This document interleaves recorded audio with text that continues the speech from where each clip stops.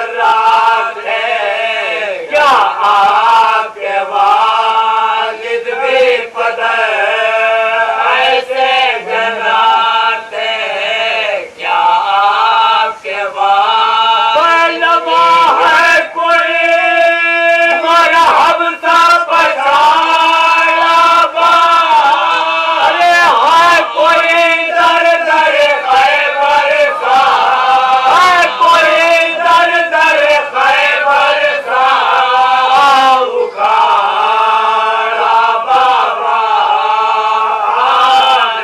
मोमिनो अल्लाह की कुदरत तो दूसरे ये है कि मादर है हमारी ज़हरा, ये जब कभी जाती है वो कैसे रसूल दो सना, उनकी ताज़ीम को उठते हैं हमारे नाना। अरे क्यों पदर ऐसा शरफ आपकी मादर को मिला, क्यों पदर ऐसा शरफ आपकी मादर को मिला, कि है साथ वो मखदूमा मेरी मादर, पर वो बेटी है कहो कहो कौन से पैगंबर की। आज मोमिनो अल्लाह की कुदरत तो तीसरे भाई है मेरे हसनैन, अरे आपके पास जो होंगे जहाँ के रहबर, अपने बख्शी है ये मोहब्बत उलट पर ये पदर, अरे आपके भी तो बरादर है अकील जाफर, आपके भी तो बरादर है अकील जाफर। बता दीजिए किसने है ये इज्जत पाई, आपके कौन से भाई ने शहादत पाई।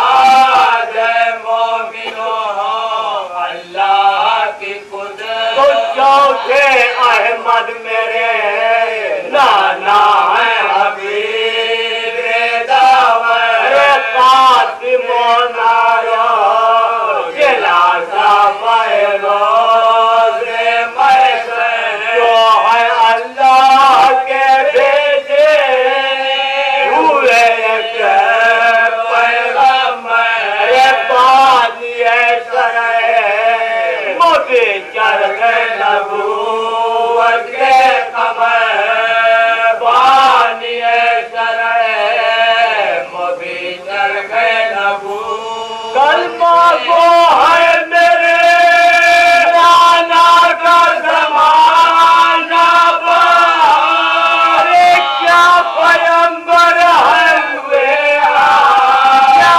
पैगंबर है हुए आपके नाना बाबा। आज मोमिनो अल्लाह की कुदरत तो पाँच में क्या ये शरफ हाथ भी आया है तुम्हारे, कभी जिब्रील ने झूले में झुलाया, अरे कभी जिब्रील ने झूले में झुलाया है तुम्हें, जो यादें के फरिश्तों ने सुलाया है तुम्हें, अरे अपने क्या चाहे शहीदा भी बनाया है तुम्हें।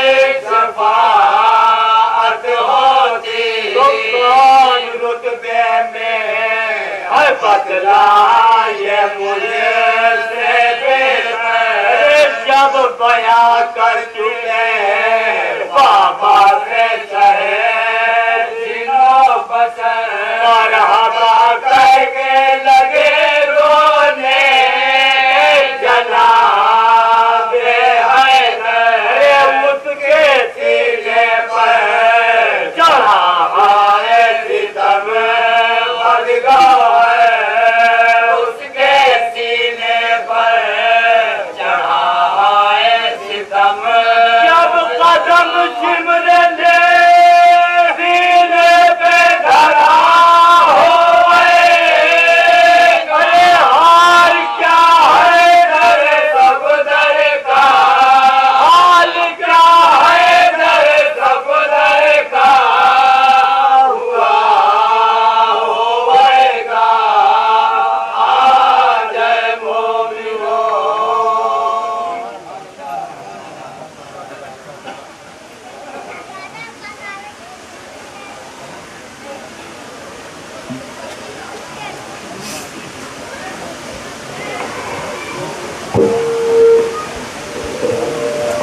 से गुजारिश है न्याय राम के साथ ही थोड़ा आगे से बढ़ जाए, आगे आ जाए, काफी जगह है, आगे आ जाए आप लोग।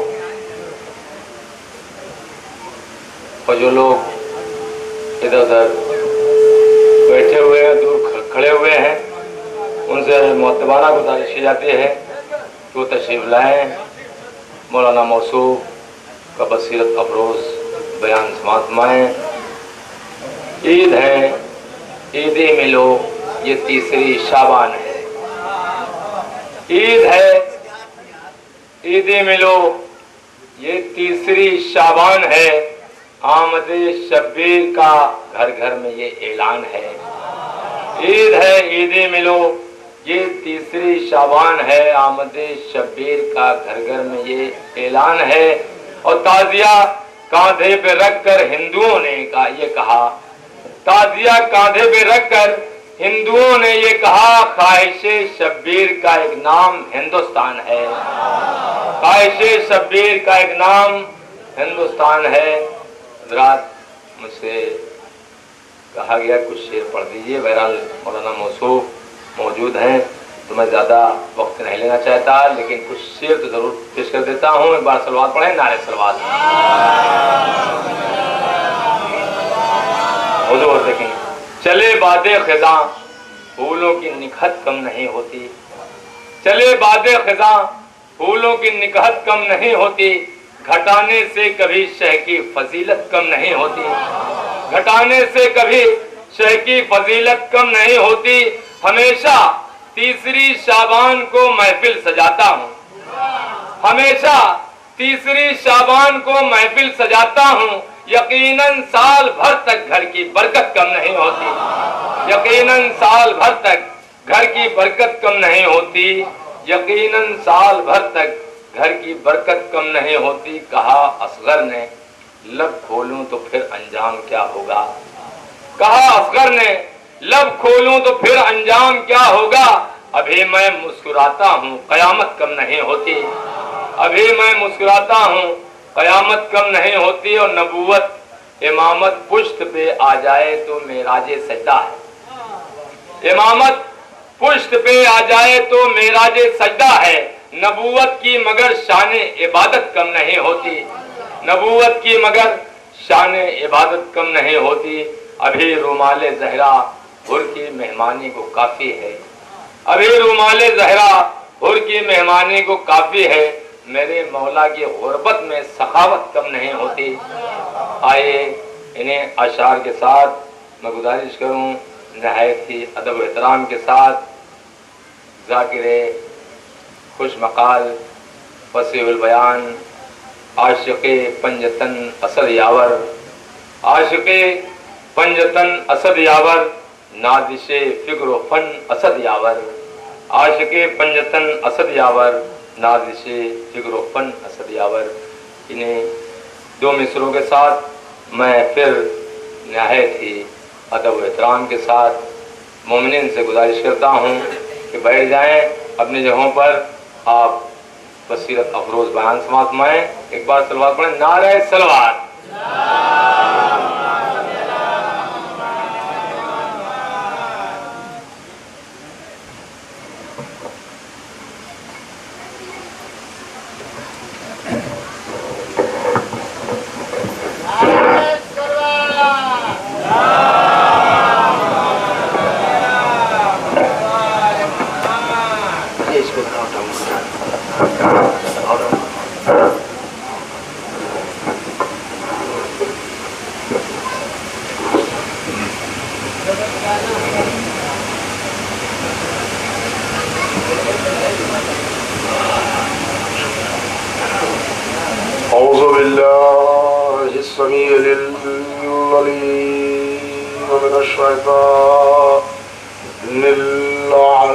रजीम बिस्मिल्लाहिर्रहमानिर्रहीम अल्हम्दुलिल्लाहि रब्बिल आलमीन वस्सलातु वस्सलामु अला अशरफिल अंबिया वल मुरसलीन सय्यदना व नबियना व शफीअना व मौलाना बिल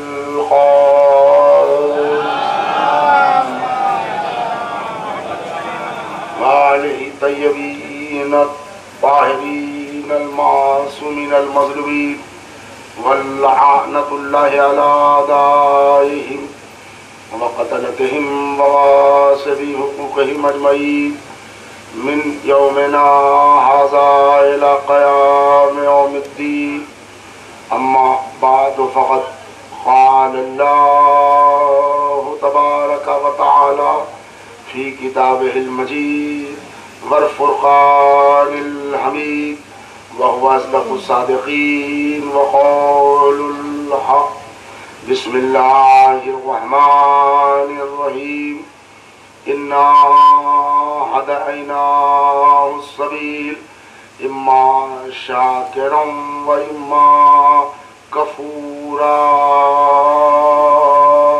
सलावत।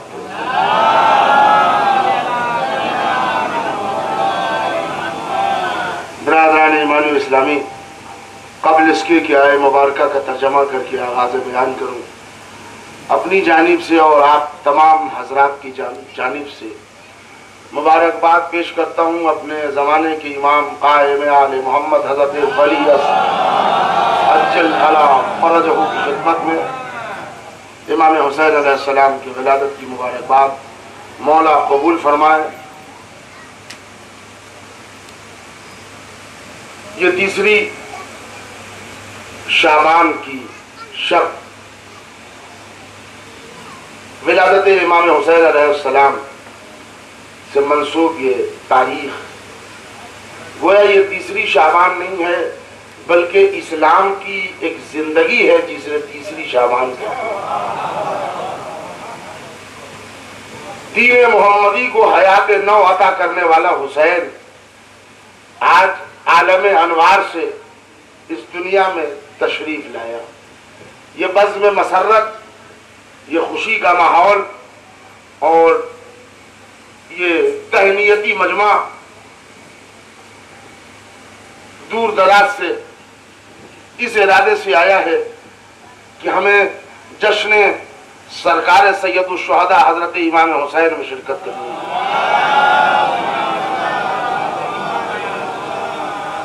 हजरत सामईन, इस आय मुबारका को मैंने इस तकरीर के लिए मौजू करार दिया है कि जिसमें इरशाद हो रहा है इन्ना हदैनाहु सबील इम्मा शाकिरन व इम्मा कफूरा।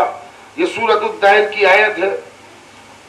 अल्लाह के कायनात ये फरमा रहा है कि हमने रास्ते की हिदायत कर दी, जिसका जी चाहे शुक्राने नेमत करे, जिसका जी चाहे कुफराने नेमत करे। इस्लाम ने अकीदा जबर की भरपूर मुखालिफत भी की और साथ में ये बता दिया कि इंतजाम हिदायत हमारी जिम्मेदारी है, तुम्हारा काम इताअत करना है, हमारा काम हिदायत करना है। इंतखाब इमामत, जरूरत हादी, इंतजाम हिदायत और मासूम रहबरी के तहत हमारे और आपके दरमियान गुफ्तगू होगी।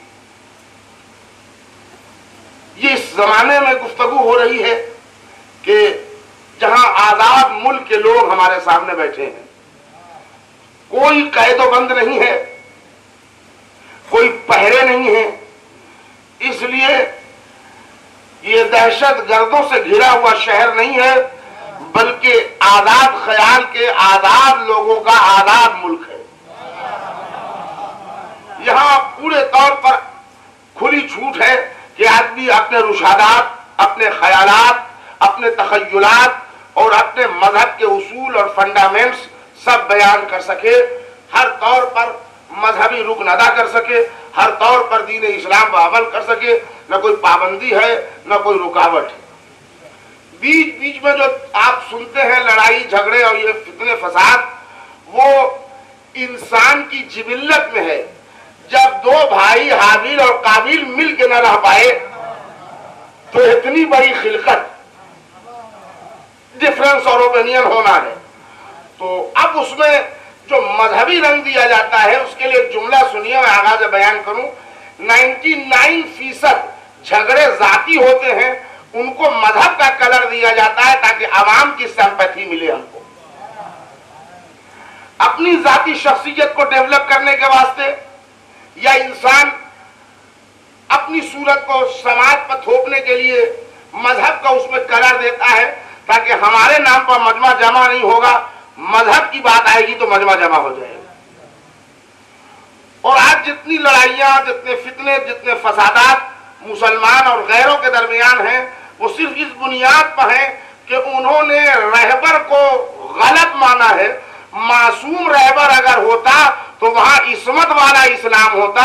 जिन लोगों ने गुंडे और लोफर को अपना रहबर बनाया तो नतीजा वैसे ही समझ में आने लगा, और जिससे पूरी दुनिया में ये खलबशार मच गया।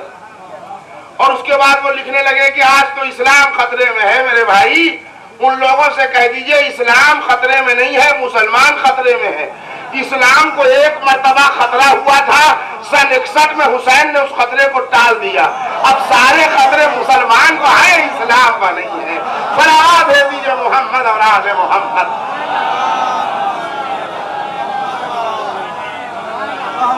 अच्छा, एक बात यह है कि अभी तो मैं आगाज तकरीर कर रहा हूं, थोड़ा कुव्वत की कमी है। कुव्वत की कमी का मतलब यह नहीं है कि हौसले की कमी है। वो इससे पहले मैं आया था, मैंने बताया था वो सर्वाइकल पेन से तकरीबन 1.5 महीने से मुझे कुछ जहमत हो रही है, लिहाजा बोलने की स्पीड में और चीखने के अंदाज में थोड़ी सी कमी नजर आएगी। तो आप कहीं से यह ना समझ जाए कि खताबत में कोई कमी है। और कोई जरूरत नहीं कि अच्छी बात को भी जहरीला बना के पेश किया जाए। समझदार मजमा हो और अगर मैटर में दम हो तो बात पहुंच जाएगी आप तक। इस तरह मिलकर गदीरी अंदाज की सलावत पढ़ दीजिए मोहम्मद और आले मोहम्मद।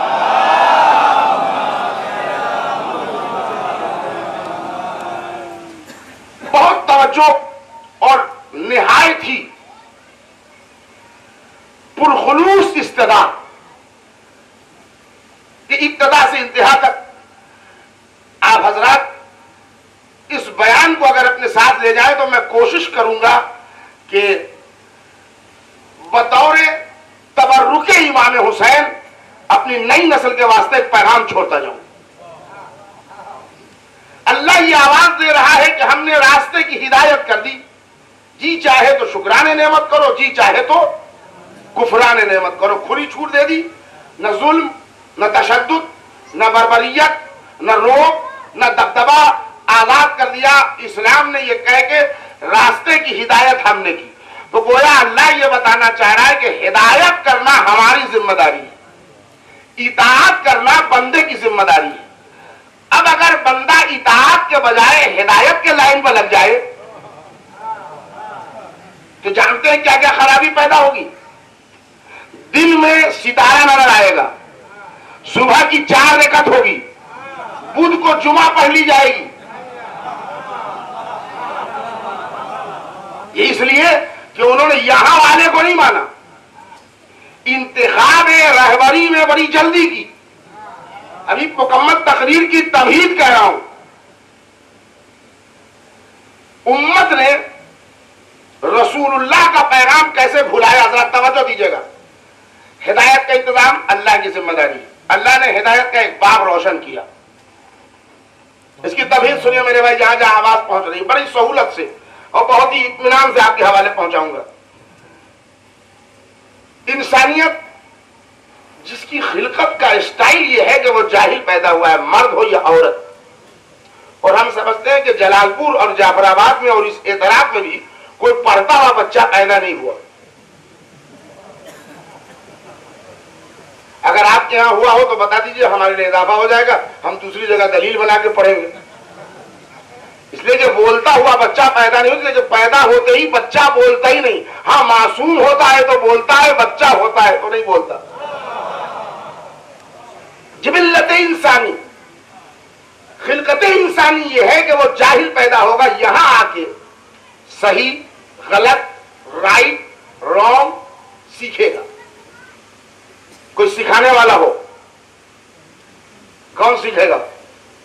जो खालिक होता है उसी पर जिम्मेदारी होती है कि अपनी खिलकत को तालीम भी दे। थोड़ा सा हो सकता है आपका जहन बोझल हो जाए, इसलिए कि लेकिन जब तक तमहीद मुकम्मल नहीं होगी, बात मुकम्मल नहीं होगी। जिसने हमें पैदा किया है ये उसी की जिम्मेदारी है कि वो राह हिदायत भी दिखाए, वो तालीम याफ्ता भी करे, वो अक्ल और सूझबूझ भी दे। उसने उसका इंतजाम किया। अब जरा देखिए आप, ये दुनिया बयाबान सुनसान एक बस्ती है, वहां एक मुसल्लिह आता है और आन के ये कहता है, भाइयों ये जो तुम समझ रहे हो कि ये पत्थर ने तुमको खल किया है ये झूठ है। मेरे भाई जरा तवज्जो दीजिएगा, ये जो तुम समझ रहे हो कि सूरज ने तुम्हें खल किया है ये झूठ है। ये जो तुम समझ रहे हो कि तुम चांद की परस्तिश करके बताना चाह रहे हो कि इन्होंने तुम्हें खल किया है, तो ये सब झूठ है। मैं तुम्हें बताना चाह रहा हूं कि एक अल्लाह है, उसकी तुम सब और हम सब मखलूक है। और देखो जो अल्लाह को मानेगा, नेकी करेगा, अल्लाह ने उसके लिए बड़ा सा इनाम रखा है जिसका नाम है जन्नत। जो अल्लाह को एक नहीं मानेगा, अल्लाह की नहीं मानेगा, उसके लिए अल्लाह ने बड़ी सी सजा रखी है जिसका नाम है जहन्नम। मेरी बात आप तक पहुंच रही है? खास तौर से नई नस्ल के बच्चों तक पहुंचाना चाह रहा हूं। एक आया और आन के उसने एक इत्तला दी, इंफॉर्मेशन दिया, खबर दी, मुत्तला किया कि एक अल्लाह है, वो वहदहू ला शरीक है, उसने नकुकार के लिए जन्नत रखी है, बदकारों के लिए जहन्नम का इंतजाम किया है। ये जो आया इन्फॉर्मर, इत्तला देने वाला, खबर पहुंचाने वाला, मैसेज कन्वे करने वाला, मैसेज लाने वाला, इस्लामी इस्तिलाह में इसी को नबी कहते हैं। मेरे सरकार जरा तवज्जो दीजिए, इस्लामी इस्तिलाह में इसी को नबी कहते हैं। नबी अरबी के लफ्ज नबा से बना है। नबा के माने हैं खबर के, उसका सुपरलेटिव डिग्री है, इत्तला पहुंचाने वाला, खबर लाने वाला, मैसेज देने वाला। ये जो आया ना, उसने बता दिया कि एक अल्लाह है, वहदहू ला शरीक है, उसका कोई शरीक नहीं है, और उसने इत्तला देके बता दी कि नेकी जो करेगा जन्नत में जाएगा, जो बुराई करेगा जहन्नम में जाएगा। जहां जहां आवाज पहुंच रही है, बिलखुसूस जो जवानों का नाम बार बार इसलिए ले रहा हूं कि ये पैगाम उन तक पहुंचाना चाह रहा हूं। ये जो इन्फॉर्मर आया उसने एक बात तो बता दी कि एक अल्लाह है, और नेकी जो करेगा वो जाएगा जन्नत में, और बुराई जो करेगा वो जाएगा जहन्नम में। लेकिन नेकी कैसे करे कि जन्नत मिले? तवज्जो दीजिएगा, बुराई से कैसे बचे कि जहन्नम न मिले? कैसे को कहते हैं? तरीका तो बताओ कि नेकी करे तो क्या करें? तो अल्लाह ने कहा नहीं, वाकई हिदायत में एक बाप की और जरूरत है। नहीं, उसने दूसरे को भेजा, दूसरे ने तरीका बताया। देखो नेकी के ये तरीके हैं, बुराई के बचने के ये तरीके हैं। ये जो आया दूसरा ना, ये तरीका बता रहा है। तरीका जो बताया इस्लामिक टर्मिनोलॉजी में यही चीज शरीयत कहलाती है। तरीका जो है वो शरीयत है, और जो अब शरीयत देने आया वो अब नबी ही नहीं है, उसको रसूल कहते हैं। मेरी बात पहुंच रही है आप तक? ये पहला वाला जो आया वो कौन था? नबी, जिसने मैसेज दे दिया, इत्तला दे दी, चला गया।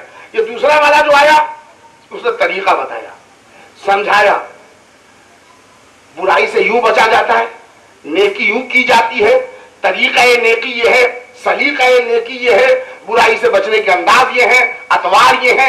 जो बता रहा है ना, इसको तरीका कहते हैं। खूब गौर से सुनिएगा। और इसी तरीके को शरीयत कहते हैं। जो बता रहा है उसको नबी रसूल कहते हैं। हर नबी साहिब शरीयत नहीं होता, मगर रसूल साहिब शरीयत होता है। बात पहुंच गई? हिदायत का बाब मुकम्मल हो गया।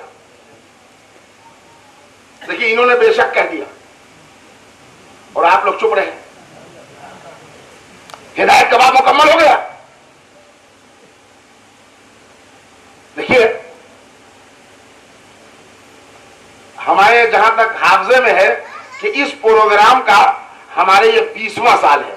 वैसे जलालपुर में आते हुए तो मैंने 24 साल पूरे किए हैं, तकरीबन 25 साल, लेकिन इस प्रोग्राम का ये 20वां साल है जो मैं आपसे मुखातिब हूं। तो आपके मिजाज से मैं वाकिफ हूं और हमारे तर्ज से भी आप खूब अच्छी तरह वाकिफ। हम पहली मर्तबा समझ लीजिए कि जलालपुर आ रहे हैं। टेलीफोन किया, मौली साहब आइएगा। जी आ जाऊंगा। आना कैसे है? तो उन्होंने बताया कि देखिए, आप मुजफ्फरपुर से टिकट लीजिएगा, बनारस आइएगा, बनारस से गाड़ी बदलिएगा, मालीपुर आइएगा, मालीपुर से उतरिएगा, बाईं तरफ जीप मिलेगी, वहां से बढ़िएगा, दाहिने मुड़िएगा, अब वहां से सीधे चलिएगा, सीधे आते आते चौराहा मिलेगा, चौराहा से 2 रास्ता है। अगर बड़ी गाड़ी है तो बीच से ना आइएगा, साइड से आइएगा, और उस चौराहे से वहां आइएगा, और वहां से जब मुड़िएगा तो अब ये मकाम है जहां महफिल होनी है, यहां आपको ठहराया जाएगा। जैसे जैसे उन्होंने बताया हमने लिख लिया। जेब में एक पर्ची है, इत्मीनान हुआ कि हम ऐसे जाएंगे, ऐसे उतरेंगे, यहां गाड़ी चेंज करेंगे, वहां तब्दील करेंगे, वहां वहां वहां वहां से ऐसे। इसी बीच में अभी आने में महीना दिन बाकी था कि जलालपुर के साहब गए वहां, तो उनसे मुलाकात हुई तो मैंने जिक्र किया कि मुझे जाना है, मगर तरद्दुद में है कि इतना बताया उन्होंने, यहां उतरिएगा, वहां मुड़िएगा, यहां चलिएगा, इसको पकड़िएगा, इसको छोड़िएगा, पता नहीं अगर एक भूल गए तो बजाय जलालपुर के टांडा न निकल जाए। तो उन्होंने कहा नहीं मैं आपको बताता हूं। ये कागज लिया और कलम मांगा, उन्होंने नक्शा बना दिया पूरा कि देखिए ये है इसका तरीका, ये यहां उतरिएगा, यहां पर ये लिखा होगा, यहां से ऐसे मुड़िएगा, वहां पर वो लिखा होगा, वहां। अब जो बायोग्राफी बन गई ना नक्शा, तो दिल को तकवीयत हुई कि अब हमको ज्यादा पूछने गछने की जरूरत नहीं, इसलिए कि पूरी बायोग्राफी बता दी। ये पूरा सलीका है, इसको गिराफ कहते हैं, तरीका मिल गया, हमने उसको भी जेब में रख लिया। अब हम चले, मगर एक तरद्दुद फिर भी है कि नई जगह जा रहा हूं, तवज्जो दिखेगा, कभी गया नहीं हूं, न रास्ते से वाकिफ, न आवाम से वाकिफ, न हवा से वाकिफ, न फिजा से वाकिफ, न चौराहे से वाकिफ, न सवारी से वाकिफ, न अंदाज से वाकिफ, न वाकफियत है यहां से। इसी तरद्दुद में ट्रेन पर बैठा, कैसे जाऊंगा, कैसे उतरूंगा, कहां बैठूंगा, क्या पढ़ूंगा। या अल्लाह, इसे उधेर बुन में था कि एक स्टेशन पर एक भाई साहब चढ़ गए, उन्होंने शक्ल देख के हमको थोड़ा बहुत पहचान लिया और हमने भी उनको पहचान लिया, लगता है कलमा पढ़ने वाले हैं। बीच बीच में हम सोचने लगते थे तो उन्होंने कहा ये बात बात में आप दिमाग पकड़ कर सोचते क्या है? मैंने कहा भाई नई जगह जा रहा हूं, जरा फिक्र में हूं। कहले कहां जा रहे हैं? तो मैंने जेब से कागज निकाल के बताया। अरे कहले जलालपुर में वहीं का रहने वाला हूं, आप बिल्कुल बेफिक्र रहे, आप बिल्कुल बेफिक्र रहे, मैं वहीं का रहने वाला हूं और वहीं जा ही रहा हूं। ले लीजिए। अब बड़ा इत्मीनान हुआ, लेकिन अब वो चाय पीने के वो उतर रहा है तो हम पीछे पीछे हैं। वो अगर कुछ फ्रूट्स खरीद रहा है तो भी मैं उसके पीछे पीछे। नहीं आप घबराइए नहीं, मैं वहीं ले जाऊंगा, आप बेफिक्र रहिए। नहीं बस ऐसा ही आ गया था ये वो। अब जरा आपसे मेरा सवाल है कि एक इत्तला दे दी गई फोन से, एक कागज पर नक्शा बना दिया गया, ये 2 तरीके तो हुए। तीसरा ये कि मिल गया। सबसे बेहतर तरीका रहबरी का कौन है? कौन है सबसे बेहतर तरीका? कि ये जो मिल गया है, इसलिए कि ये वही का रहने वाला है। अल्लाह ने महसूस की, एक इन्फॉर्मर को भेजा जिसे नबी कहता है, एक तरीका बताने वाले को भेजा जो रसूल कहलाता है। मगर अल्लाह ने देखा कि हमारी बगैर इत्मीनान रखने वाली उम्मत अब भी घबराहट महसूस कर रही है, तो अब एक तीसरी हिदायत का बाब खोल दिया जिसे इमामत कहते हैं। हम हर इंसान को उसके इमाम के साथ बुलाएंगे।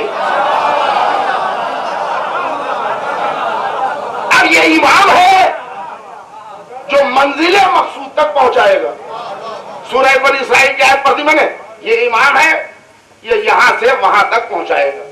और ये वहीं का रहने वाला इसलिए है कि यहां का है ही नहीं, आए ही वहां से। तो अकलमंद लोग अब कुछ भी हो जाए इसको नहीं छोड़ेंगे। हाय हाय हाय, इसलिए कि जहां जाना है ना उसका रास्ता पक्की सड़क से नहीं खुलता, बंद कमरे कब्र से खुलता है। अजनबीयत किस मोड़ पर रुके, कहां ठहरे, एक मिल गया जो कह रहे हम पहुंचाए देंगे वहां साथ, मगर हम आपसे मिलेंगे कहां कि आप पहुंचा दीजिएगा। कलेजे पर हाथ रखेगा, घबराओ मत, जब सब बंद कब्र में डाल के चले जाएंगे मैं वहीं आ जाऊंगा।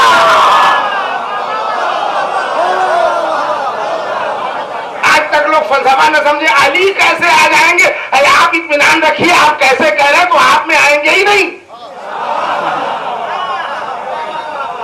सलावत भेज दे मोहम्मद और आले मोहम्मद। सुनिएगा मेरे भाई, इसकी वजाहत करना चाह रहा हूं मैं। बाबे हिदायत की तमहीद मुकम्मल कर रहा हूं और तमहीद करीब तकमील है। अब ये इमाम है, जहां जहां जा रहा है हम उसके पीछे पीछे चले। इसलिए कि इमाम के अरबी माना ही है कायद के, रहबर के, पेशवा के, लीडर के, आगे चलने वाले के, कयादत करने वाले के। लिहाजा इमामत की जरूरत उम्मत को तब तक है जब तक इंसानियत जारी है। आज आप कह लीजिए हमें इमामत की क्या जरूरत, देखिए आप कह लीजिएगा कि हमें क्या जरूरत है। अगर जरूरत नहीं थी तो चार बने क्यों? अरे क्या सुना आपने, चार बने क्यों? चार का बनना बताता है कि अगर जरूरत नहीं थी तो एक दो चार भी ना बनते। चार का बनना बताता है कि जरूरत थी और अब चार पर रुक गए, आगे नहीं बढ़े। मतलब साफ है, हक होता तो जारी रहता, बातिल था रुक गया। और यहां सिलसिला अल्लाह ने कंटिन्यू किया 1 से 12 तक, और 12वें को ऐसा स्टॉप कर दिया जहां मौत का कोई तसव्वुर ना आने पाए। जो पहला वाला बोले वही आखिरी वाला बोले, मगर ये बेचारे चार ऐसे नाचार, किसी मसले में भी एक विचार। सलावत भेज दे मोहम्मद और आले मोहम्मद। किसी मसले में भी एक विचार नहीं। मैं कमेंट नहीं कर रहा हूं मगर हकीकत यह है। और कैंडल तो थोड़ा करना ही पड़ेगा, इसलिए कि मासूम इमाम के मुकाबले में आए। 4 या 44 इस लायक नहीं होते कि अप्रिशिएट किया जाए। बनाना इस बात की दलील है कि आपने रहबर बनाए और अल्लाह कह रहा है मैं इंतजाम हिदायत करूंगा। फर्क आ गया। अल्लाह कह रहा है मैं बनाऊंगा, इन्होंने बना लिया। अब आपके लिए एक जुमला है, एक लफ्ज है, रहबर वो होगा जो रब का बनाया हुआ हो। जो सबका बनाया हुआ होगा वो रहबर नहीं होगा। इसलिए कि हमने एक टेक्नोलॉजी निकाली, एक टेक्निक निकाली, माफ कीजिएगा, एक नई टेक्निक निकाली। रसूलुल्लाह ने गदीर में सबको एक कर लिया था, पूरा मुसलमान एक हो गया। वहां इलाही विलायत कर दिया, रसूल इत्मीनान से चले गए, मगर उम्मत ने सकीफा में उसके टुकड़े टुकड़े कर डाले, है ना। और उसके बाद रहबर का कोई दूसरा चुनाव हो गया। किस बात पर चुनाव हुआ? कहले इजमा हुआ। इजमा क्या? कहले कि पूरी उम्मत एक राय हो गई, तो तादाद चूंकि ज्यादा थी, इजमाए उम्मत। तो अगर अक्सरियत मान ले, हाय मेरे सरकार, तो हिदायत का पहला जीना जिसे इमामत कहते हैं वो रुक जाएगी। इसलिए कि यहां अकलियत है और वहां इजमा है, अक्सरियत है। सकीफा के इजमा के रूह की कसम देकर पूछ रहा हूं, मुसलमानों जरा इतना बता दो कि हिंदुस्तान के शहर फैजाबाद के एक छोटे से कस्बे अयोध्या में बनी हुई मंदिर और मस्जिद के तनाजे में तुम्हारा क्या ख्याल है? तुम्हें कसम है इजमा की?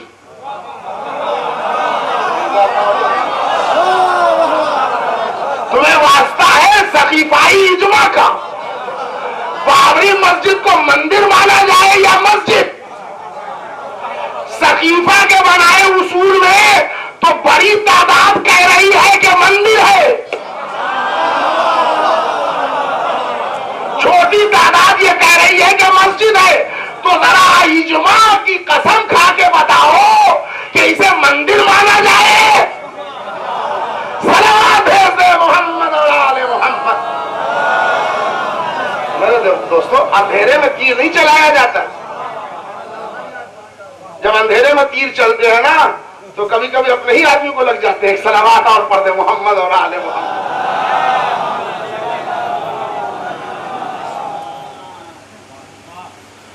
तो मेरे भाई, इंतखाब रहबरी का एक तरीका चुना, इजमा।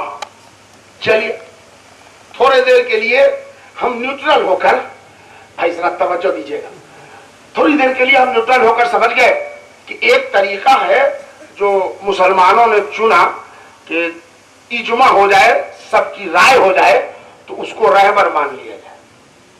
हो गया। चंद कदम हिदायत की कश्ती बढ़ी थी कि अब जो दूसरे का नॉमिनेशन भरा गया तो उसमें इजमा गायब। तो मैंने कहा ये क्या हुआ? कल ये वसीयत की है। किसने कहा? पहले वाले ने। तो मैंने कहा ये पहले वाला इजमा था, गलत था? कहने वो भी सही था। और ये जो वसीयत है कल ये भी सही है। तो हमने दोनों को लिख लिया कि दो तरीका हुआ। सुनिए, तीसरी मंजिल आ गई। अब हम ढूंढ रहे हैं उसमें या वसीयत हो या इजमा हो। उसमें तीसरी ही चीज निकली, शूरा। कमेटी बनी 6 आदमी की, ये मुंतखब जिसको कर दे। तो मैंने खड़े होगा, भाई साहब ये पहला वाला सही था, दूसरा वाला सही था कि तीसरा वाला सही है? तो उन्होंने खखार के कहा पहला वाला भी सही था, दूसरा वाला भी सही है, ये तीसरा वाला भी सही है।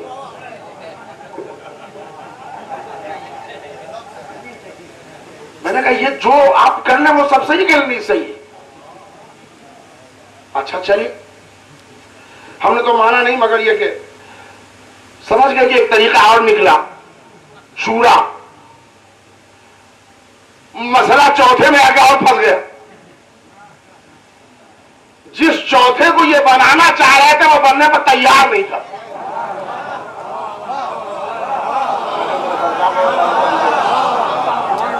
वो बार बार कह रहा था कि तुम्हारी हुकूमत हमारे पोशीदा नालैन से भी बदतर है। पहले गुजारिश की, इल्तिजा की, मगर वो चला गया। उन्होंने कहा नहीं, हमको तुम्हारी बैत नहीं चाहिए। तलवार लेके चारों तरफ से घर घेर लिया कि हम अपना ही गला काट के यहां डाल देंगे, वरना निकलिए और बैत लीजिए। इसको कहते हैं कहरो गलबा। तो मैंने कहा भाई साहब ये क्या हो गया?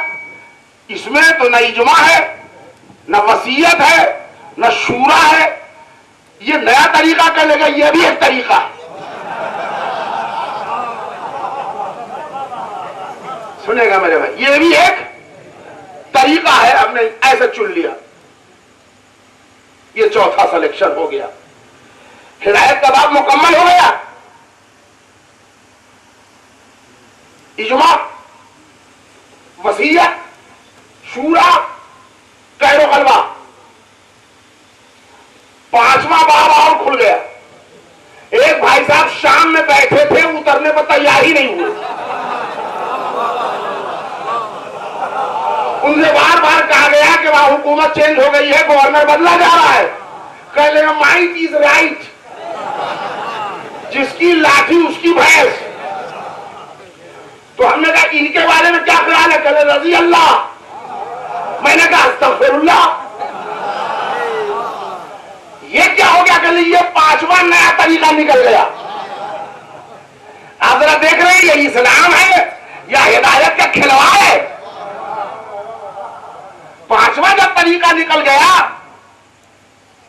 तो अबुल आला मौदूदी खिलाफत व मुलूकियत में पांचवें को कैंडम करते हैं और लिखते हैं कि खिलाफत राशिदा इमाम हसन मुजतबा पर खत्म हो गई। मगर एक जुमला बहसियत वकील होने के सुनाना चाह रहा हूं कि इमाम हसन पर खिलाफत राशिदा का, यानी राशिद अब कोई नहीं है, सब गैर राशिद है, तो राशिदा का खिला खातिमा हो गया इमाम हसन पर।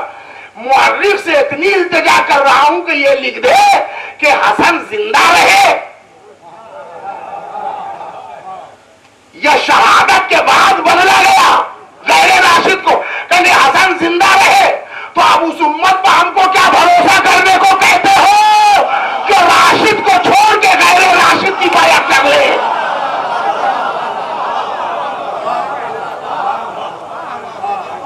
मैं पूरी तारीख सुनाना चाह रहा हूं इमाम हुसैन अलैहिस्सलाम के सदक़े में। आप हज़रात बोर तो नहीं हो रहे? इधर शाम में कुर्सी पर बैठ गए भाई साहब, ये बिल्कुल हटने को तैयार नहीं है। 225 मुर्गी के अंडे पेटी में, 2 बड़ी बकरी खाने में, सब चलता रहा और गुलकारियां चलती रही कि कूफे का एक गवर्नर है जिसका नाम है मुगीरा इब्न शैबा, अमीर शाम से उसकी जरा खटपट हो गई। आपने मुंह फुला लिया तो आप ये ठहरा अमीर, वो बादशाह सलामत, क्या करना है? उसने पालिश लगाई, मक्खन चढ़ाए। सुनिए कैसे चढ़ाए। वो पहुंच गया शाम, मुगीरा इब्न शैबा शाम पहुंच के कहता है अमीर शाम से, ये सरदार आपने अपने बाद खिलाफत का क्या सोचा है? मेरे सरकार बड़े सहूलत से कहा लाना चाह रहा हूं, जरा तवज्जो दीजिएगा। सरदार सलावत पढ़ दीजिए मोहम्मद और आले मोहम्मद।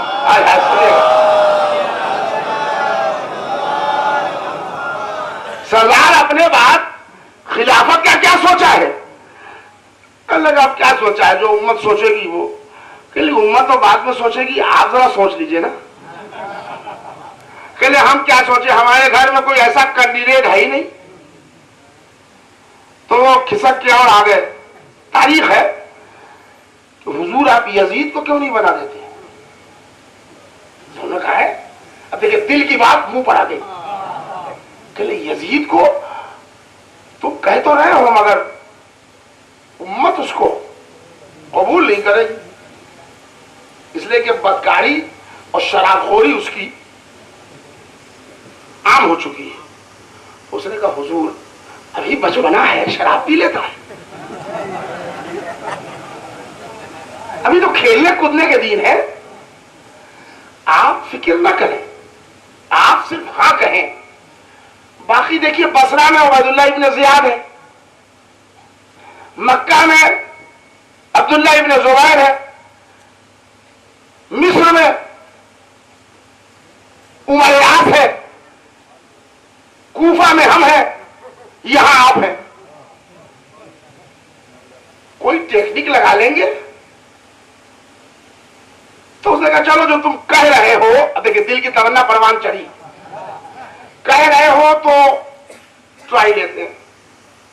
उसने, अब जरा सुनिएगा मेरे सरकार, उसने एक बड़े मजमे गफीर को बुलाया और बुला के कहा कि हमारी ये ख्वाहिश है कि मैं अपने बाद यजीद को खिलाफत के लिए नामजद कर दूं। पूरे मजमे ने कहा सुभान अल्लाह, हमें कबूल है, यह है तरीका इजमा का। उसके बाद उसने एक वसीयतनामा तहरीर किया। किसने? अमीर शाम ने, कि मैं अपने मरने के बाद अपने फर्जंद अर्जमंद यजीद लानतुल्लाह अलैह को खिलाफत के लिए मुंतखब करता हूं। यह दूसरा तरीका मिल गया।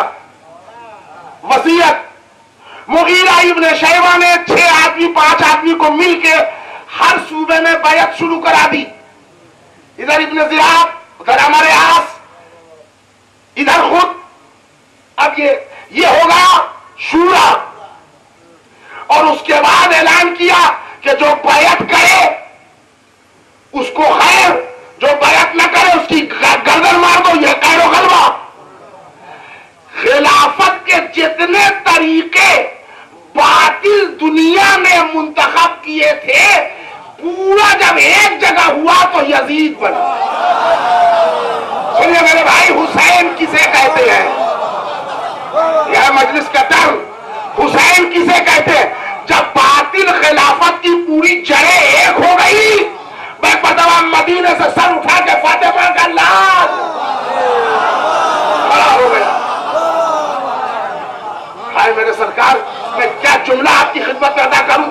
कुछ ना हंजार पीके हुए मौलिकीन ये लिखते हैं कि इमाम हुसैन को क्या जरूरत थी करबला करने की? हसन ने क्यों नहीं किया? अली ने क्यों नहीं किया?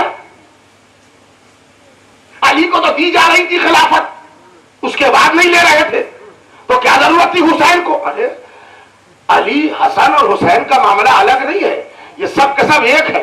और वो तुम्हारी दी हुई खिलाफत क्या लेता जो नुसैरी की दी हुई खुदाई न ले सका?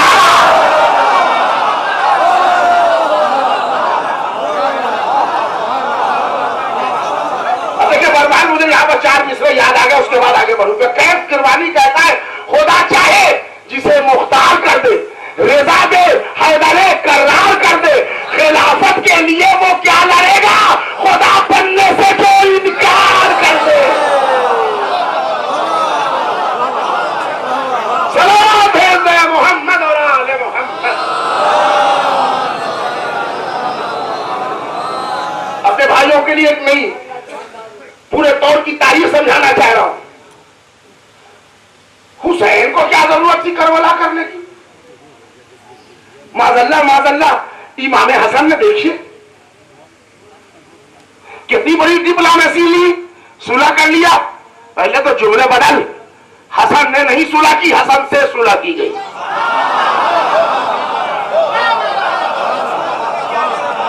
इसलिए अगर हसन ने सुलह की तो दिखा दरबार शाम में हसन को, हम खेमाए हसन में माविया को दिखाने को तैयार। किताब तेरी, तारीख तेरी।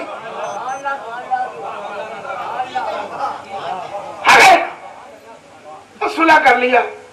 शहादत करबला, जिहाद करबला या इनकार बैअते मौला अली या सुलह हसन, ये सब हिफाजत दीन की हिकमत अमली है और कुछ नहीं। अब यहां पर मजलिस को 1 मिनट के लिए रोकूंगा, तकरीर को। हिकमत अमली के लिए सुन्नत तब्दील होती है। अल्लाह की सुन्नत तो नहीं बदलती ना? नहीं बदलती, नहीं बदलती। कुरान आपको याद है, हम खाली साइन देंगे कि नमरूद नाम के बादशाह ने एक बहुत बड़ा ढेर आग का खड़ा कर दिया। वो चले गए। अब मेरी तरफ देखिए,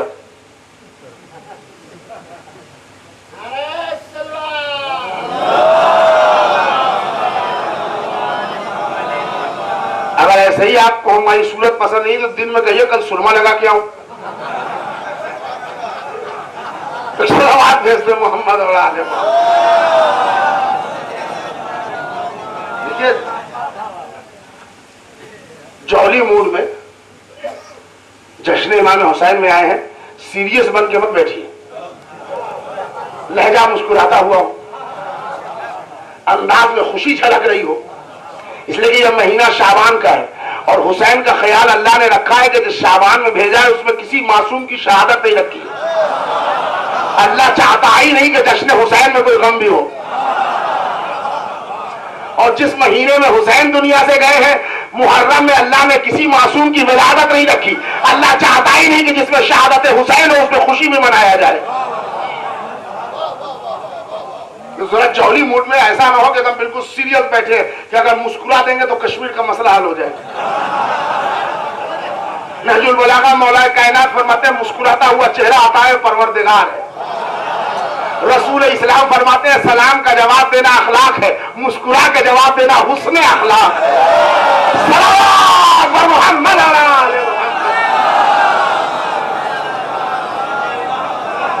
आइए, जनाब इब्राहिम के लिए नमरूद ने आग रोशन किया। 1 महीने तक आग रोशन रखा ताकि शोले भड़क जाए। आग की क्वांटिटी का अंदाजा लगाइए आप, हम वजन करके तो नहीं बता सकते। अंबार एक ढेर है, एक परिंदा भी ऊपर से उड़ के नहीं जा सकता, इतनी तमाजत हीटिंग है उसकी। उसमें फेंका जाएगा जनाब इब्राहिम को, फेंके गए, हुआ क्या जरा आप बता दीजिए। कि हुआ क्या? साफ साफ बात है, अल्लाह ने आयत भेज दी, या नारो कुन्नी पर सलाम वाला इब्राहिम। आग को ठंडा कर दिया अल्लाह ने, आग ठंडी हो गई। कहां हो गई? इब्राहिम क्या हुए? कहले बच गए। सही पढ़ाओ, नारे नमरूदी यानी आग के ढेर से अल्लाह ने अपने नबी को बचा लिया। जरा गौर से सुनिए, है अब जरा कुरान और आगे पढ़िए। इम्तिहान ले रहा है फिरौन कि ये बच्चा अल्लाह की तरफ का भेजा हुआ नबी मूसा है या आम बच्चा है। तो एक तरफ लगता है लाल और एक तरफ लगता है अंगारा। अगर बच्चा होगा तो आग पकड़ लेगा, मासूम होगा तो अंगारा कभी नहीं पकड़ेगा।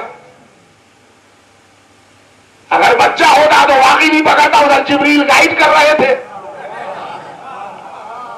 और मूसा ने जाके आग के गोले को उठाया और हाथ जला।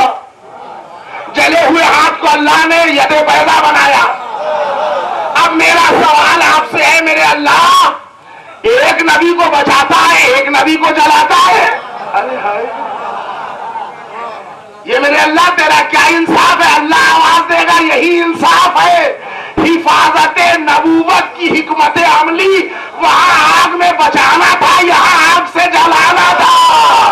वह यही जवाब है। सुलह हसन हिफाजत दीन की हिकमत अमली है, शहादत करबला हिफाजत इस्लाम की हिकमत अमली।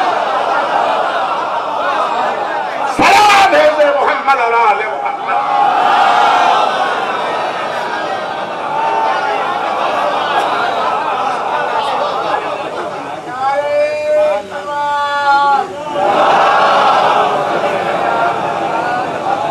और सुनिएगा मेरे भाई, अली ने करबला नहीं किया, बिल्कुल नहीं किया। हसन ने नहीं किया, बिल्कुल नहीं किया। हुसैन ने किया। हाँ, तो इतनी देर की तकरीर का खुलासा यह है कि अगर बातिल खिलाफत की पूरी जड़ें मजबूत हो जाती दौरे अली में तो करबला अली करते,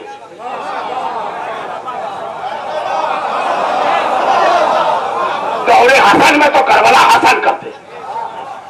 इसलिए कि आप किसी बागवा से पूछिए या जो इसमें किसानी करते हो उनसे पूछिए कि अगर गेहूं के पौधे में या धान के पौधे में या किसी बाग में अगर किसी दरख्त के शाखों में बीमारी आ जाए, एक शाख को तोड़िए दूसरे में आ जाती है, दूसरे में कीजिए तीसरे में आ जाती है। एक्सपर्ट को बुलाइए आप तो कहेगा फौरन इस पेड़ को रिमूव करो, हटाओ यहां से, वरना ये दूसरे पेड़ को इफेक्टेड कर देगा। अच्छा, अब जो लोग नहीं समझे वो ऐसे समझे, आपके मुंह में आप ही का दांत,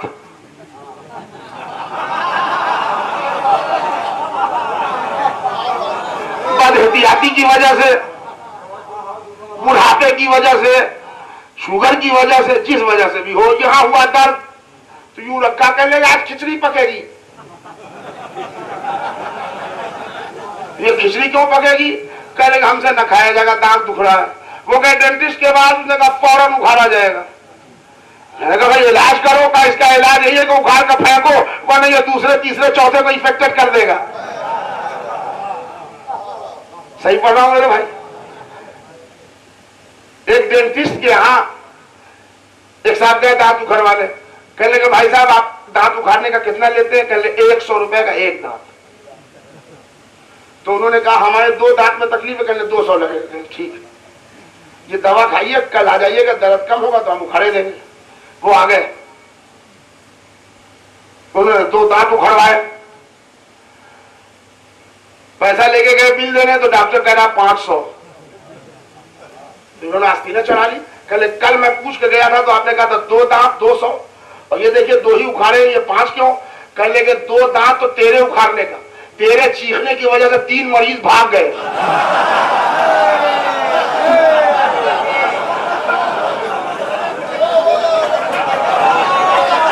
ये उसका भी तो कुछ पर लगेगा ना। एक सलावत पढ़ दे मोहम्मद और आले मोहम्मद। तो मैंने सरकार,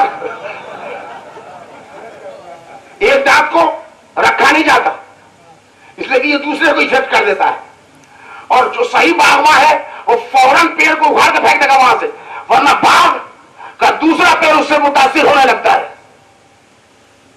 हिंदी जबान में बड़ा खूबसूरत मुहावरा है, संगत से गुण जात है, संगत से गुण आत।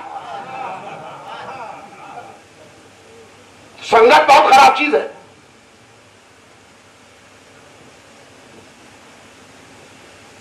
अली करबला करते अगर बातिल खिलाफत के तरीके मुकम्मल होते, मगर शाखें हो रही थी, शाख काट देते, दूसरा निकल जाता। हुसैन इसलिए खड़े हो गए कि बातिल खिलाफत की जड़ें बन के यजीद आ गया। हुसैन ने कहा बागे इस्लाम से इसको उखाड़ के बयाबान में ऐसा फेंको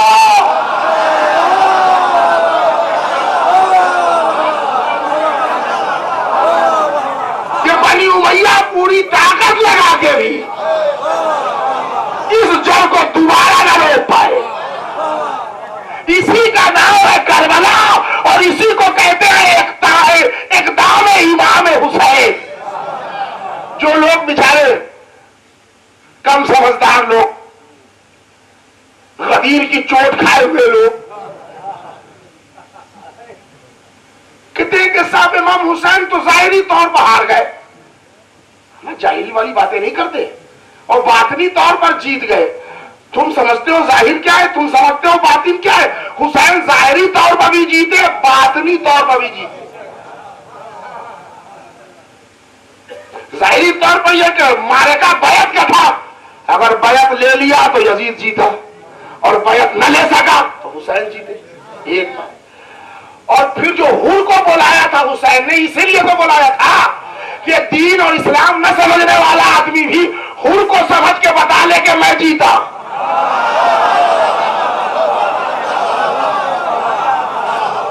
इसलिए कि जीते हुए लश्कर का सिपाही नहीं जाता दूसरे लश्कर में, हारे हुए सिपाही का लश्कर बताता है। तारीख से कहो कि बताए हुसैन वाला उसमें गया या यजीद वाला इसमें आया। अब समझे हुर को अलैहिस्सलाम क्यों कहते हैं। फतेह हुसैनी की अलामत का नाम हुर है। गुफ्तगू को आगे बढ़ाऊंगा, यहां पर एक टुकड़ा याद आ गया। करबला के मैदान में 72 शहीद हुए इस्लाम की तरफ से, हजारों शहीद हुए, हजारों हिलाक हुए यजीद की तरफ से। भाई कम से कम 30,000 और मामूली रवायत के मुताबिक 10,000 को तो इमाम हुसैन ने तनहा मारा है। हजरत अबुल फजल अब्बास ने घोड़े को एक एर दे के एक आवाज निकाली थी, 950 आदमी खौफ से फुरात में डूब के मर गए।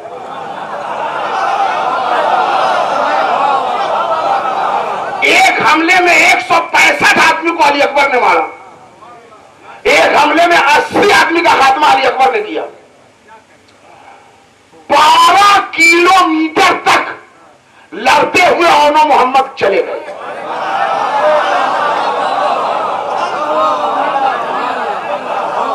शहजादा कासिम जो लड़ रहे थे तो शिमर यही आवाज दे रहा था कि जिधर कासिम जाते हैं उधर सफे उलटती चली जाती है।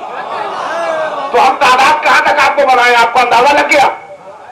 सुनिए, एक एक कुश्तों को यजीद वालों ने उठाया और दफनाया। सिर्फ 72 मैयतें बेगौर और कफन रही। मंजिल आगे एक टुकड़ा सुनाना चाहता हूं कि दुनिया फैसला करे जीता कौन हारा कौन। जिसकी मैयतें दफना दी गई उनकी कब्र का निशान आज कहीं नहीं मिलता।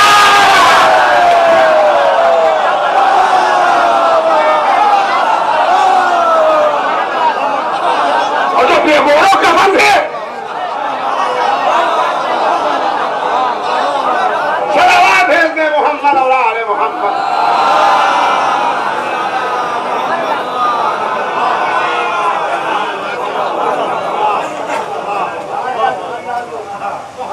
जमीन तो आला हजरत ने, आला हजरत अहमद रजा खां बरेलवी, उनका एक शेर है जो रोजाना पढ़ा जाता है। क्या तुझ पे बिखरे हुए हैं क्या लाखों फूल इस्लाम गुलिस्तान के फूल, करबला तेरी किस्मत पे लाखों सलाम। करबला पे भी सलाम, करबला की किस्मत भी सलाम। लेकिन आला हजरत का सबसे खूबसूरत शेर जो कम सुना जाता है कि जब हज करने गए तो रोज़े हुसैन पर भी गए थे और वहां उन्होंने फिलबदी एक शेर कहा था। वो शेर आप सुनिए, आपकी रूह ईमानी बद करेगी। आला हजरत कहते हैं कि जब हज करके लौटे और हुसैन के रोजे पाए तो बेसाख्ता उनके मुंह से एक शेर निकला, हाजियों आओ शहंशाह का काबा देखो। काबा तो देख चुके, काबे का काबा देखो।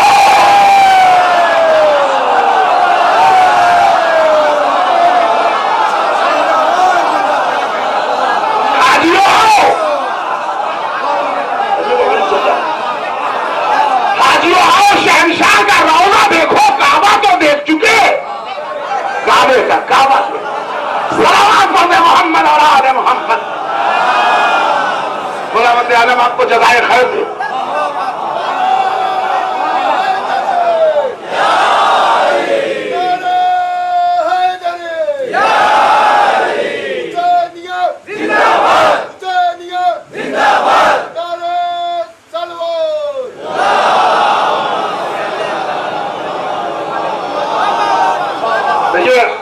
खुदावंद आलम नारे हैदरी लगाने वालों को अबुल फजील अब्बास के आलम के साए में रखे।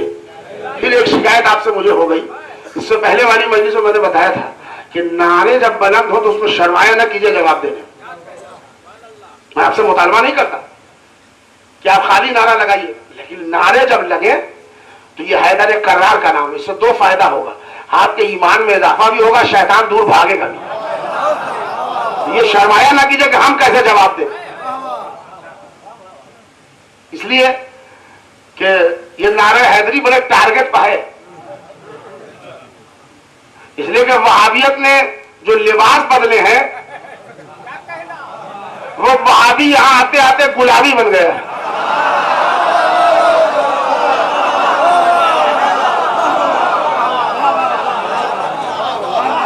लेकिन एक बात समझ लीजिए, आपने जितनी दाद दी उसमें एक जुमला सुनिए, ये बड़ा खतरनाक दौर है। दुश्मन को पहचाना जा सकता है, पहलू वाले को पहचानना बहुत मुश्किल है। इसलिए कि पहले वहाबियत लंबे कुर्ते उटूंगे पैजामे में आती थी, आज वहाबियत उसी लिबास में आती है जो हमारा लिबास है, उसी अंदाज में आती है जो हमारा अंदाज है, उसी मकाम पर आता है जो हमारा मकाम है। चंद से क्या सीढ़ियां आपने नहीं देखी? क्या इंटरनेट से आपकी वाकफियत नहीं है कि नाम नहाद हमारा ही आलिम कहता है नारे हैदरी जस्ट लाइक क्लैपिंग। यानी इंग्लिश में तकरीर का तर्जुमा यह है कि नारे हैदरी मतलब ताली बजाने के बराबर।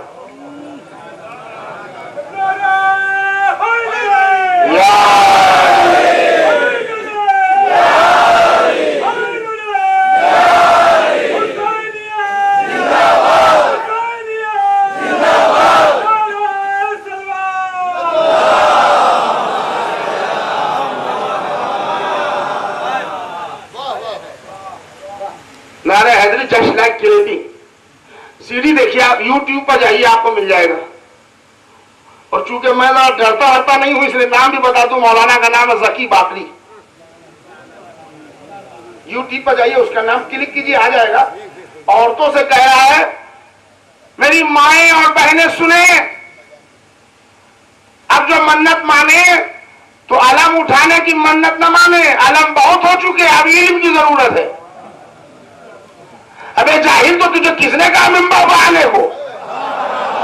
इल्म की जरूरत है तो फिर से एक बताओ, मदरसे में जा।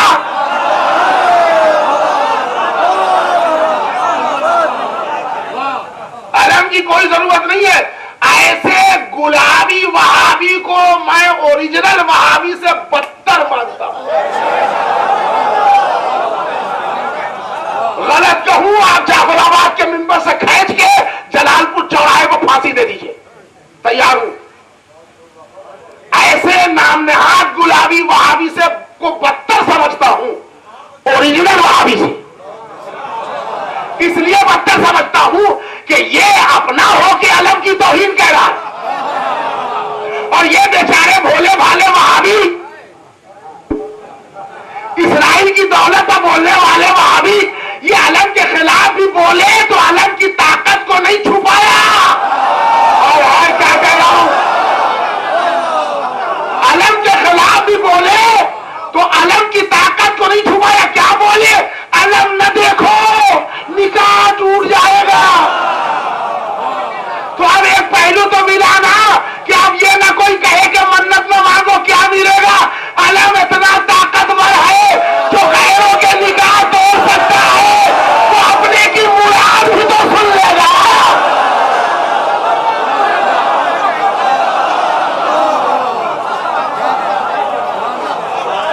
ये है मंदिर में। सलावत भेज दे मोहम्मद और आले मोहम्मद।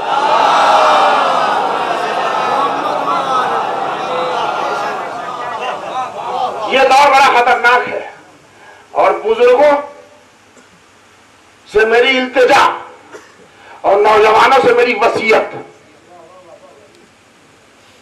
कि अगर आपके दिल में जिस हद तक भी मेरी इज्जत है, चौकन्ना रहिए। इस जमाने में चौकन्ना जो रहता है उसके घर में चोरी नहीं पड़ता।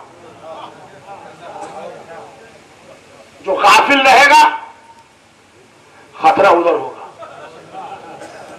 बुजुर्गों से अपील है कि अपनी नई नस्ल पर कड़ी नजर रखिए। जवानों से अपील है कि अपने बुजुर्गों से मशवरा लेते रहिए, इसलिए कि आपने उतनी दुनिया नहीं देखी, उतना तजर्बा नहीं है। और ये अपनी तरफ से नहीं कह रहा हूं, मौला नजुल बलागा में फरमाते हैं, अली बुजुर्गों के मशवरे को वही अहमियत देता है जो मैदान जिहाद में मुजाहिद के हाथों से चलती हुई तलवार की अहमियत है।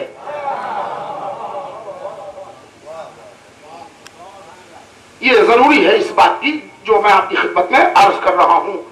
आप पर जिम्मेदारी है, जो आगे बैठे हैं ना बुजुर्ग, कि अपने नई नस्ल पर, चाहे आपका बेटा हो, चाहे आपका भतीजा, चाहे आपके मोहल्ले का, चाहे आपका हम मजहब, उस पर कड़ी निगरानी रखिए। इसलिए कि एक बात बता दूं, 2-3 साल पहले जो नाम बताए गए थे वो भी चेंज हो गया, ये भी समझ लीजिए। आप वही नाम लेते रहिएगा, वो भी चेंज हो गया। और एक अंदर की खबर बता दूं, हिंदुस्तान में सबसे टॉप पोजीशन पर जलालपुर और सुल्तानपुर है।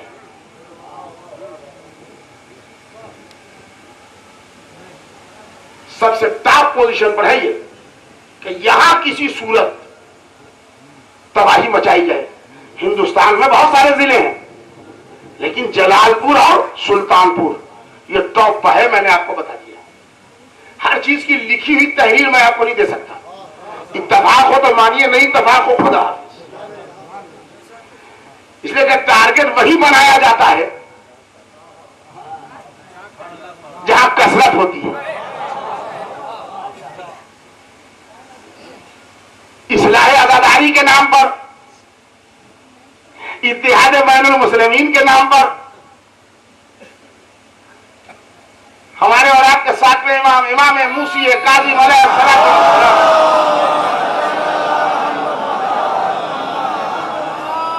की खिदमत में एक शिया आया और आन के कहता है, मौला ये आशूर के दिन इतना परेशान क्यों है आप, और सबको हुक्म भी दे रहे हैं रोने और गम मनाने का। तो मौला का जुमला सुनिए, शायद आपके लिए तोहफा। मौला फरमाते हैं कि मैं आशूरा की अहमियत इसलिए ज्यादा बता रहा हूं कि मुझे डर है कि कहीं मिसले गदीर तुम इसको भी न भुला दो। यह आप बात समझ लीजिए। इसलिए जो बात ईमान की है कि गदीर का हक हम अदा नहीं करते। 30 दिन का रोजा मुकम्मल हुआ तो ईद उल फित्र में कितनी खुशबुएं लगती हैं। पूरा आदम से लेके मोहम्मद तक का इस्लाम मुकम्मल हुआ, उस ईद को ईद गदीर कहते हैं। उस दिन क्या सेवैयां, क्या मिठाइयां, क्या नए कपड़े, क्या इबादत, क्या मुबारकबाद, कुछ नहीं। हो गई एक आध महफिल तो हो गई, कोई मौलाना आ गया तो ही धोखा दे दिया तो वो भी नहीं हुई। सलावत पढ़ दीजिए मोहम्मद और आले मोहम्मद। यही है, सही कह रहा हूं। मिसले गदीर इसको न बुला दो। तो हमारी जो ड्यूटी है वो यही है, ना हम किसी के खिलाफ पढ़ रहे हैं। 2 टारगेट है, एक है तकलीद, आलम मर्जा, इसकी तौहीन करो। एक है आजादारी, इसकी तौहीन करो। इसलिए कि जब तक आजादारी होती रहेगी और मर्जियत बाकी रहेगी, लोग इस्लाम को नहीं मिटा पाएंगे। इसलिए कि मेन इस्लाम यही है, और बाकी लोग तो एक प्याली चाय में बिक जाएंगे, उधर टाइम नहीं बर्बाद करना है। तो मैं आपको सही बता रहा हूं। हमारे मौला ने मुसीबतें उठाई हैं मगर दीन का सौदा नहीं किया है। अगर आप मौला के चाहने वाले हैं तो इस पर जरूर अमल कीजिएगा कि आधे पेट रहना ज्यादा अच्छा है, दीन सलामत रहे। फटे लिबास पहना रहना अच्छा है मगर अकीदे का सौदा न। आजादारी के इस्लाह की कोई जरूरत नहीं है जलालपुर में। हम कौन सी ऐसी खराबी कर रहे हैं आजादारी में, क्या हमारी इस्लाह करना चले आ रहे हैं? आप हमको बताइए। आजादारी में मातम, मजलिस, नौहा, गिरिया, रोना, अलम, ताजिया, ताबूत, जुलजना, नंगे पांव, सबील, चाय, तबर्रुक, उसके अलावा क्या होता है? ये जो चीजें मैंने गिनाई, इसमें इस्लाह की किस बात में जरूरत है? आलम, मुकल्लद, जिसकी तकलीद करते हैं हम, दुनिया उससे इसलिए घबराती है कि ये कौम उसके एक हुक्म पर सर कटाने को तैयार हो जाती है। हम यहां इत्मीनान से बैठे हैं, उधर काम हो रहा है।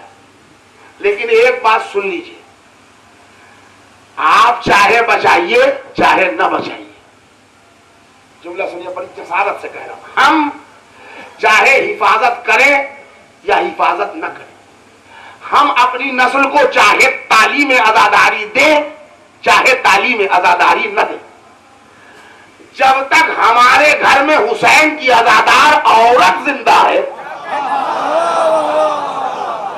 किसी ट्रेनिंग घर में आजादारी की ट्रेनिंग लेने नहीं जाना होगा। उसकी दलील बताऊं, इराक में पूरे 25 बरस तक आजादारी नहीं हुई,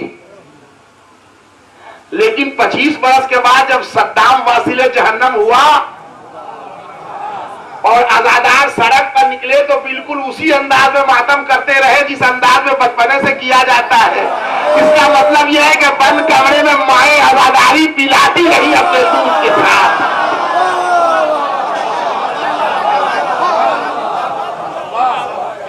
तो हम बचाएं या ना बचाएं, आजादारी मिटना नहीं है। लेकिन ये ख्याल रखिएगा, अल्लामा तालिब जौहरी तो बड़ा खूबसूरत जुमला मुझे याद आया, जो हिदायत करते करते कहते हैं, मौला के चाहने वालों, आजादारी की हिफाजत करते रहना, अगर इससे अलग हुए तो पहचाने भी न जाओगे। क्या भयानक जुमला है, पहचाने भी न जाओगे। तो हमारे बचाए नहीं, लेकिन हमको गाइड रखना है। बंबई का एक नौजवान शायर है फसील काजमी, वो क्या खूबसूरत शेर कहता है मंजिलते अलम और हमारे दस्तूर के हवाले से, कि हुआ तुलू वफाओं के शहर का सूरज, हुआ तुलू वफाओं के शहर का सूरज, अंधेरे डूब गए, हर तरफ उजाला है। और ये कौम परचमे अब्बास क्या संभालेगी? इसे तो परचमे अब्बास ने संभाला है। ये कौम परचमे अब्बास क्या संभालेगी?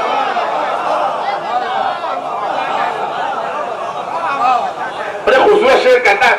अब यहां पर साहिबान नजर है, एक चार मिसरे उसके याद आ गया जो हमारे मौजू से अलग है मगर खूबसूरत है कि है इसमें बूए वफा, इसमें खूने सरवर है। शेर सुनिए मेरे पास, है इसमें बूए वफा, इसमें खूने सरवर है।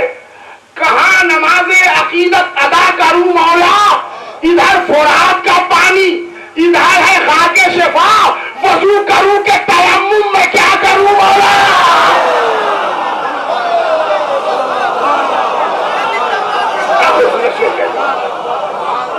इधर फुरात का पानी, इधर है खाके शिफा, वजू करूं के तयम्मुम मैं क्या करूं मौला।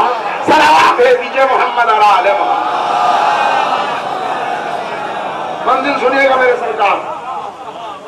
तो अर्ज ये कर रहा था कि इतनी चीजों पर आपको ध्यान रखना है।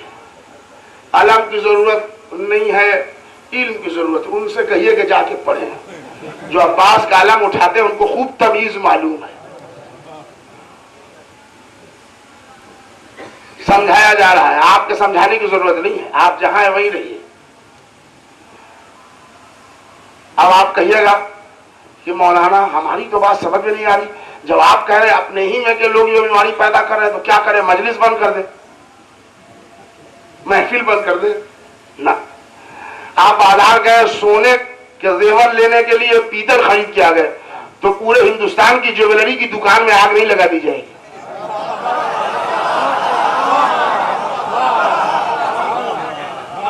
अम्मा ने पैसा दिया था कि अरहर के दाल ले आओ, हम उसी से मिलते जुलते चने के दाल ले आए तो पूरी दुनिया सफाई हस्ती से अरहर का दाल नहीं मिटाया जाएगा। आप थक गए हैं, आप अपनी कुव्वत को और बसीरत दीजिए। सोने की जगह पीतल ले आए तो आपके साथ चीटी हुआ। आप जरा कुव्वत को बसीरत दीजिए, अक्ल को बढ़ाइए। सोना पूरी दुनिया से खत्म नहीं किया जाएगा। तो अगर आपके मिंबर पर कोई नाहंजार आ रहा है तो आप जरा अक्ल शऊर को बढ़ाइए। कौन मौला वाला है, कौन डॉलर वाला है।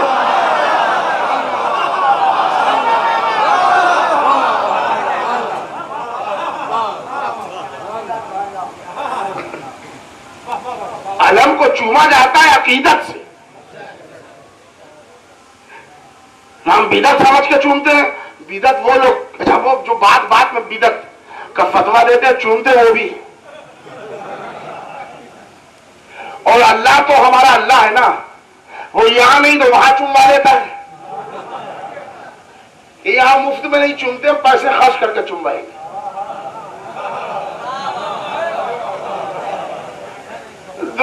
दो शेर याद आ गए कि जो बहादुर है वही लोग अलम चूमते हैं। जो बहादुर है वही लोग अलम चूमते हैं। जो अलम छोड़ के भागे वो रकम चूमते हैं। जो बहादुर है वही लोग अलम चूमते हैं। जो अलम छोड़ के भागे वो रकम चूमते हैं। और संगे असवद के लिए कोई भी फतवा न हुआ, बिदती लोग भी दीवारे हरम चूमते हैं। चूमता तो सब है। अल्लामा फिरंगी महली लखनवी लिखते हैं अपनी किताब में, एक मर्तबा हज फरमा रहे थे मौला अली भी और मुसलमानों के दूसरे खलीफा। जब आप हजरत उमर फारूक जब वो आप हज संगे असमत को बोसा देने गए तो मुंह को सुकराया कि अजी तेरे चूमने से न तो फायदा है न तो नुकसान है, मगर ये कि रसूलुल्लाह ने चूमा था इसलिए चूमे लेते। पीछे से गावा खबरदार। फिरंगी महनी लिखते हैं कि वो आवाज गालिब अला कुल्ल गालिब हज़रत अली इब्न अबी तालिब की थी। खबरदार, ये मामूली पत्थर नहीं है, इसके चूमने से फायदा भी है नुकसान भी है। तो उन्होंने कहा या अली, फायदा और नुकसान इस पत्थर से? कहां? ये आम पत्थर नहीं है, ये महशर में मोमिनों के ईमान की गवाही देगा, ये महशर में काफिरों के कुफ्र की गवाही देगा। तो आप सोच, जिसके कुफ्र की गवाही देगा उसको हुआ घाटा, जिसके ईमान की गवाही देगा उसको हुआ फायदा। क्यों कह रहा था कि ना फायदा है ना नुकसान? तो लगा अगर अली न होते तो मैं हिलाक हो गया, लौला अलीउल्लाह लकल, अगर अली न होते तो मैं हिलाक हो गया होता। बता दिया संगे असमत से फायदा भी है नुकसान भी है। अब यहां पर जरा ठहरिएगा, एक जुमला याद आ गया, आगे बढ़ा दूं गुफ्तगू को। ये काफिर के कुफ्र की गवाही देगा, मोमिन के ईमान की गवाही देगा। सही है, मौला ने फरमाया, लिसाने खुदा से निकला हुआ जुमला है। ये है कहां? जाफराबाद में, मुजफ्फरपुर। अरे सीधे सीधे बताइए, कह रहे साहब मौलवी साहब क्या बात करें, खाना है काबा में। काबा कहां है? कहा मक्के में। मक्का कहां है? कहा सऊदिया में। सऊदिया कहां है? कहा अरब में। यही है ना? तो ये वहां है, कहां है? कहा दीवार में। ये वहां से कैसे देख लेता होगा जलालपुर को? और जब देखा नहीं तो गवाही क्या देगा? अरे कहले जो लोग जाएंगे उनकी गवाही देगा। तो मैंने कहा खाना काबा में तो काफिर अलाउ ही नहीं है, तो ये क्या गवाही देगा? फंस गई गाड़ी, नहीं समझे आप? मक्के में काफिर अलाउड नहीं है खाना काबा में। खाना काबा में जो जाएगा मुस्लिम जाएगा, नॉन मुस्लिम प्रोहिबिटेड है, वहां नॉन मुस्लिम नहीं जा सकते। तो जब नॉन मुस्लिम नहीं जाएंगे तो काफिर नहीं जाएगा, जब काफिर नहीं जाएगा तो ये किसके कुफ्र की गवाही देगा? और गवाही बगैर देखे नहीं दी जाती। सुनी हुई गवाही किसी अदालत में एक्सेप्टेबल नहीं है। ऐनी गवाह, चश्मदीद गवाह। तो ए हजारे असवद, जब तू हिंदुस्तान आया नहीं और काफिर काबे में गए नहीं, तो किसके कुफ्र की गवाही देगा? उधर जाकिर नायक खड़ा हुआ, उधर इसरार अहमद खड़ा हुआ, उधर सद्दाम खड़ा हुआ, हमारी गवाही देगा। सलाम है मोहम्मद और आले मोहम्मद।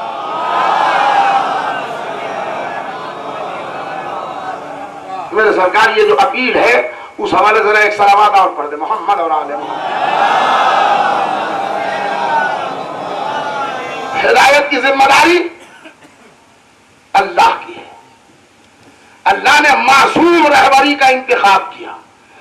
जब बातिल इंतखाब हिदायत की जड़ें एक जगह हुई तो हुसैन ने उसको उखाड़ कर फेंका। और आज यजीद से बदतर लोग इस दुनिया में मिलेंगे, मगर वो बादशाह कहलाएंगे, खलीफा नहीं कहलाएगा। यही है हुसैन की जीत, यही है हुसैन की फतह। दीन को अलग कर दिया हुसैन ने, हुकूमत को अलग कर दिया। हुसैन ने कहा तुम हुकूमत में रहो, जहन्नम जाओ, हमको उससे मतलब नहीं है। हमारे नाना का दीन तुम्हारा खिलवाड़ नहीं है। इसलिए कि हम मासूम रहबर हैं, हमारी जिम्मेदारी हिफाजत दीन है। हमको मालूम है कि तुम 420 हो, मगर तुम इसमें तो टांग ना रहो। हिदायत इधर वाला नहीं करेगा, उधर वाला करेगा। गैर मासूम नहीं करेगा, मासूम करेगा। न इजमा वाला, न शूरा वाला, न कमेटी वाला। हमारे यहां इंतखाब है। हिदायत क्या है? वसीयत वाला, करावत वाला, इस्मत वाला, इल्मियत वाला, अहलियत वाला, तब जाके बनेगा खिलाफत वाला। इतनी क्वालिटी हो, मासूम हो, फजीलत रखता हो, करावत रखता हो, वसीयत हो रसूलुल्लाह की, ये सब क्वालिटी है तो उससे चलेगा। इधर का बना हुआ, यहां का चुना हुआ, 4 कदम यहां न चला पाएगा, कयामत तक तो जाना दूर की बात है। 100 दलीलें इसकी दे सकता हूं, मगर हमारी मंजिल जरा आगे है, हम वहां तक अपने नस्ल को लाना चाहते हैं। इधर का बना हुआ और उधर का बना हुआ हम नहीं समझे, हम यही तो समझा रहे हैं। रब का बनाया हुआ और है, सब का बनाया हुआ और है। रब का बनाया हुआ है तो वो अल्लाह वाला है, सब का बनाया हुआ है तो वो सकीफा वाला है। उस पर भरोसा किया तो लोटिया डूबी। क्यों? ये मेरे अल्लाह बुजुर्ग है, दाढ़ी है, बेहतरीन शक्ल है, मकाम रसूल पर बैठे हैं, जो ओहदा इस्लाम का कुरान में है वो नाम लिए बैठे हैं। जरा इस्लाह कर लीजिए आप भी। कुछ लोग कहते हैं कुरान में तो उम्मुल मोमिनीन कहा गया है, हाय हाय हाय। और आप क्या डरिए नहीं, बोलिए। मतलब ये कि आप हाँ वही मतलब, हम नहीं, कोई सौदा नहीं, कोई समझौता नहीं। तो कुरान में जो लिख दिया वो हमन्ना सदकना हो गया। लफ्ज खलीफा हिदायत के लिए, ये भी तो कुरान के लफ्ज है ना, तो मुकद्दस तो ही है महाराज। आइए उसी कुरान से पूछ लें कि कुरान बता के 13 वाला नाम कोई रख ले तो मुकद्दस हो जाएगा, या उसकी अहलियत भी आनी चाहिए। तो सूरह बरत ने सर उठा के बताया, तवज्जो चाह रहा हूं, 2 मस्जिदों का जिक्र कर दिया उसमें अल्लाह ने। सूरह बरात पढ़िए, ए मेरे नबी इस मस्जिद में नमाज पढ़िएगा, और ये मस्जिद जो है ना ये मुनाफिकों की बनवाई भी है, ये जरर पहुंचाने वाली है, यहां ना पढ़िएगा। इसको कहते हैं जरर पहुंचाने वाली मस्जिद। किसी से बना है मस्जिद जरार। क्या पढ़ गया मैं और क्या सुना आपने? ए मेरे अल्लाह, ये मस्जिद मस्जिद जरार है, तो कम से कम तू तो लफ्ज बदल दे, मस्जिद मत कर। कुरान में इसके लिए भी मस्जिद, इसके लिए भी मस्जिद, जो मोमिनों की बनवाई है इसमें पढ़िएगा। जो मुनाफिकों की बनाई हुई मस्जिद मस्जिद कहलाई, मगर ये लायक एहतराम नहीं है। तो कुरान ने हमको एक गाइडलाइन दे दिया ना कि जब मस्जिद मस्जिद कहलाने से मोतबर न हुई इसलिए कि मुनाफिक की बनवाई हुई है, तो खलीफा खलीफा कहने से मोतबर नहीं होगा, इसलिए कि मुनाफिक का बनाया हुआ है। अम्मा अम्मा कहने से मोतबर नहीं होगी, इसलिए कि मुनाफिक की लाई हुई है। सलाम भेज दीजिए मोहम्मद और आले मोहम्मद। समेट दिया मैंने पूरी गुफ्तगू को, नतीजा सुनिए। इधर वाला और उधर वाला। रसूलुल्लाह की एक हदीस है, हमारे अहले बैत की मिसाल कश्ती नूह की है। लकड़ी से बनी हुई कश्ती, मासूम अहले बैत से रसूल मिसाल दे रहे हैं। कभी कभी कुछ बातें सोचिए, जब तक फिक्र न कीजिए समझ में नहीं आती। कहां अहले बैत अथार, कहां मखलूक नूरानी, कहां कश्ती। हाँ, कश्ती नजात है, वजाहत इसकी की गई। रसूलुल्लाह ने कहा हमारे अहले बैत की मिसाल कश्ती नूह की है। जो इस कश्ती में सवार हुआ वो पार हुआ, जिसने छोड़ा वो गर्क हो गया। ठीक, ये खाली कश्ती नजात तक के लिए मासूम ने मिसाल दी। अरे मेरे भाई, मासूम की जबान जबाने बलागत होती है। हिदायत के बाब को रोशन कर दिया रसूलुल्लाह ने कह के कि हमारे अहले बैत की मिसाल कश्ती नूह की है। तो अब जरा थोड़ी देर आपको हमारे साथ चलना पड़ेगा कश्ती नूह तक। हालांकि बारिश नहीं हो रही है, हम खुशकी में कैसे कश्ती दिखाएं, मगर चूंकि ये कश्ती बनी ही थी खुशकी में। दुआ कीजिए कि 3 शाबान की बरकत से अल्लाह अब्र बारा बरसा दे और खल्क़ खुदा को रहमत नसीब हो, और बारिश जिसके लिए दुआएं की जा रही हैं और नमाज इस्तिस्का पढ़ी जा रही है, और अल्लाह प्यासे हुसैन के सदक़े में अब्र बारा नाजिल फरमाए और बारिश दे कि खल्क़ खुदा कहत से महफूज रहे। कश्ती बनाओ, हुआ ये कि हजरत नूह अलैहिस्सलाम, सुनिएगा मेरे भाई, गुफ्तगू खुलासे से करीब है। कश्ती बनाओ, बदुआ कर दिया ना जनाब नूह अलैहिस्सलाम ने कि ये कौम हमारे संभाले नहीं संभलती, इसको गालत कर दे मेरे अल्लाह, इसको नाबूद कर दे। नबी की दुआ कबूल होती, अल्लाह ने कहा हमने कबूल कर लिया। वाकई अब ये कौम तबाह करने के लायक है भी। मेरे नबी एक कश्ती बनाओ,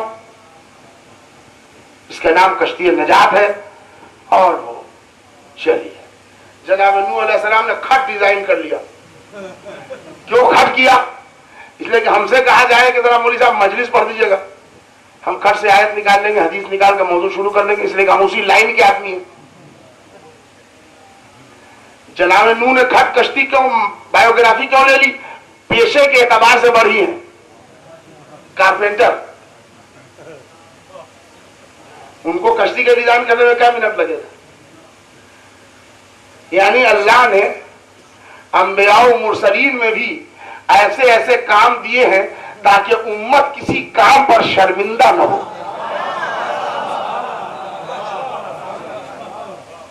इदरीस सनदगिरी कर रहे हैं,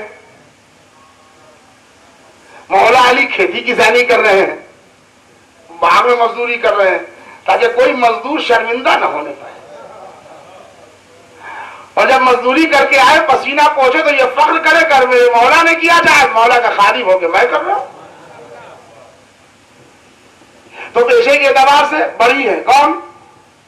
जनाब नूह अलैहिस्सलाम। और एक बात आप सुन लीजिए यहां पर, इसलिए कि हम मजलिस में थोड़ी इस्लाही पहलू भी रखते हैं। आज हमको टाइम नहीं मिला, कल पढ़ेंगे कि वो जो हमारे एक दस्तूर चला है कि पेशे के एतबार से याद करना, कयामत के दिन इस पर पिटाई होगी। ये मैं बता दूं, मसलन कोई आइसक्रीम बेच रहा है, आइसक्रीम वाला, कोई मिठाई बेच रहा है, तो उसका गांव में भी नाम हो गया फला साहब मिठाई वाले। तो मिठाई बेच रहा है, उसके बाजार का काम है। आप यहां याद करके क्या कोई तौहीन दिखाना चाह रहे हैं? हिम्मत है तो जुटाइए। हजरत इदरीस दर्जी वाले, हजरत नूह बड़ी मासूमों को ये काम अल्लाह ने इसीलिए दिए कि जब गरीब अपने बच्चों की किफालत के लिए मजदूरी करे तो सर बुलंद रहे, सर नगू न रहे।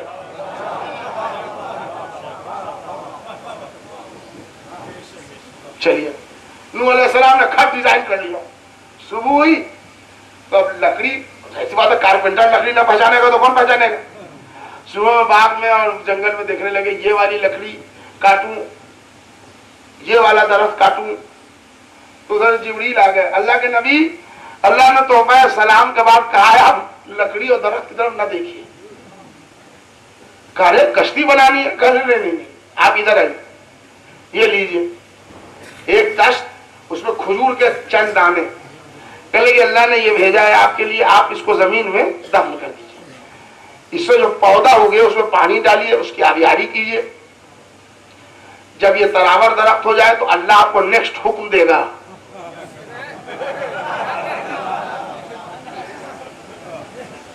सुनिएगा मेरे भाई, जहां जहां आवाज पहुंच रही है, ये लकड़ियां का नहीं, ये यहां की जमी हुई लकड़ियां हैं। ये जन्नत का खजूर है। क्या सुना आपने? जन्नत का खजूर है, इसे जमीन में दफन कीजिए, बोइए, इससे पौधा उगेगा, इससे दरख्त बनेगा, इस लकड़ी से अल्लाह कश्ती बनाएगा। यानी यहाँ का उगा हुआ पौधा, यहाँ का दरख्त इस लायक नहीं है कि कश्ती नजात बन सके। अब आप गौर से सोचें, आप गौर से सोचें कि लकड़ी की कश्ती निजात में अल्लाह जब इधर का मेटेरियल यूज नहीं होने देना चाहता, तो सुबह कयामत तक के लिए बाबे हिदायत के इमाम में सकीफा वाला शामिल करेगा।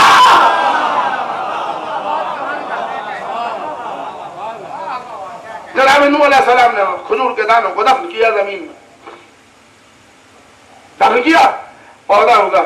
आय हाय, तारीख अंबिया पढ़िए, पानी डाल रहे और पेड़ को देख भी रहे, बड़ा पौधा बड़ा खूबसूरत है और गिन भी रहे हैं 1 2 3 4 8 10 12 16 जितने हो गए, रोज गिनते हैं, फिर तकबीरत होती है, फिर जाके सुबह आराम करते हैं। एक दिन हजरत नूह अलैहिस्सलाम पानी डाल रहे थे कि डालते डालते आफ्ताबा रखा और गिना, अरे अब तो एक पेड़ कम है, एक पेड़ कम हुआ, फिर से गिना 1 2 3, अरे एक कम है, रोने लगे। रोजे तो बहुत थे, तभी तो नूह थे, रोने लगे, ये अल्लाह हमारा एक पेड़, ये क्या हो गया, क्या गजब हो गया, किसने चुराया, किसने चुराया। नूह सर सीना पीटने लगे, जिब्रील आ गए, अल्लाह के नबी रोइए नहीं, अल्लाह के नबी रोइए नहीं, अल्लाह ने आज से इस खजूर के दरख्त की हिफाजत के लिए बाहर कुत्ते खल कर दिए, और ये जो पेड़ एक चुरा के ले गया है वो शैतान है, आप फिक्र न कीजिए। तब नूह अलैहिस्सलाम ने आंसू पोंछा। अब आप आंसू पोंछिए, अल्लाह ने जिब्रील को भेजा कि जाके कह दो कि आपके खजूर का एक पेड़ शैतान चुरा के ले गए। अब आप मुझे जवाब दीजिए, मासूम के खजूर के बाग का जो एक पेड़ चुराए वो शैतान कहलाता है, मासूम के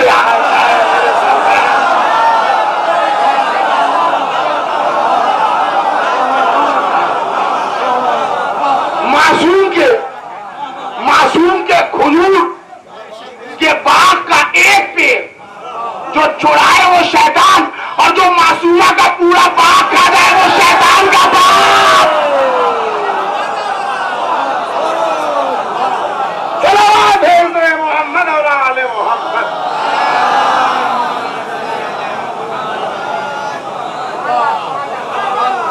साफ साफ की बात कह रहा हूं।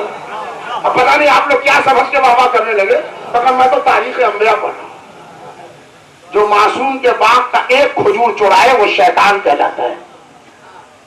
चलिए जनाब, इधर का मटेरियल यूज नहीं होगा, हम जन्नत से खजूर भेजेंगे, आप इसे जमीन में बोइए, वो पौधा उगेगा, वो दरख्त बनेगा, उसकी लकड़ी इस्तेमाल होगी।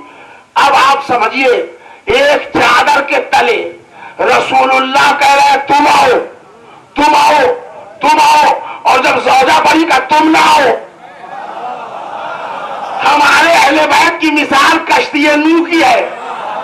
लेकिन क्या कह रहे हो, उम्मे सलेमा तुम ज़ौजा अपनी जगह पर हो, मगर मैं हिदायत का मरकज बना रहा हूं, हिदायत में इधर वाला शरीक नहीं हो सकता।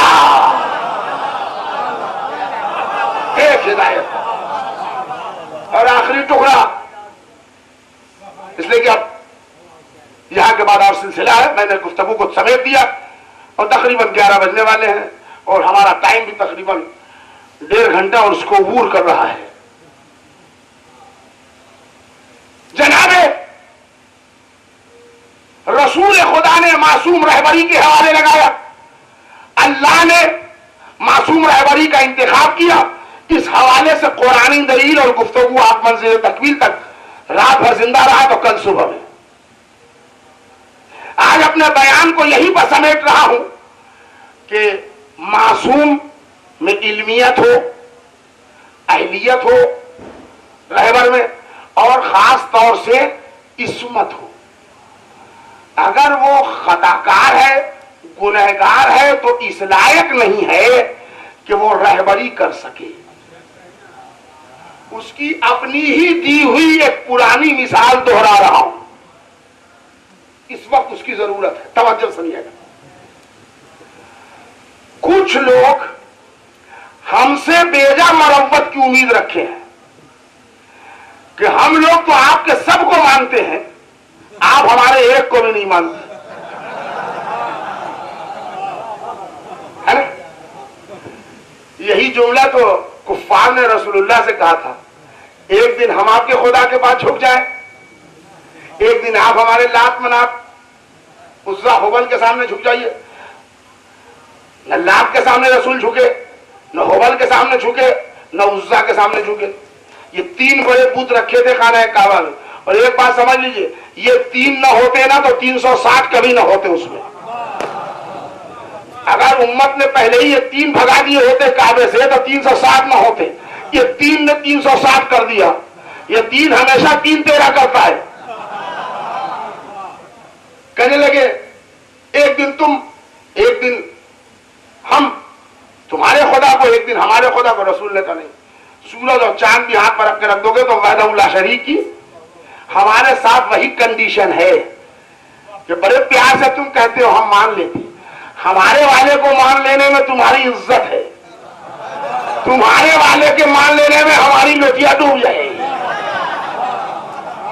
ये मजबूरी है मेरे भाई, झगड़ा नहीं है, हम गुस्सा नहीं है। ये हम नहीं कहते कि तुम भी इधर आ जाओ, इसलिए कि अल्लाह ने इतनी बड़ी जन्नत बनाई भी कहां है। तुम जाओ वहीं रहो, आ गए तो मुकद्दर, ना आए तो जहां हो ठाक से रहो। लेकिन ये उम्मीद हमसे ना रखो कि तुम तो एक को भी नहीं, अरे एक को, आधे को नहीं माने। क्यों नहीं मानेंगे? इसलिए कि हम सेंसेटिव कौम हैं। ये जुमला मैंने कहा पहले ही कि अपनी ही दी हुई मिसाल को दोहरा रहा हूं कि इस जुमले पर तकरीबन 70 से ज्यादा बोहरे शिया हुए हैं। ये जुमला आपके हवाले कर रहा हूं। हम लोग सेंसेटिव कौम हैं। क्या है? एक महीना आता है जिसे जिलहिज कहते हैं। जिलहिज में कुर्बानी दी जाती है जानवर की हमारे यहां। सही पढ़ो, आप बोलिए। दी जाती है।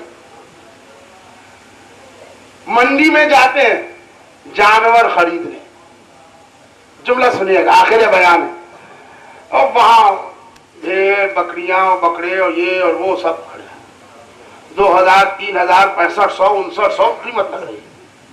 लोग खरीद रहे हैं। होता है, आप भी जाते होंगे, अगर कुर्बानी करना है तो जाइए।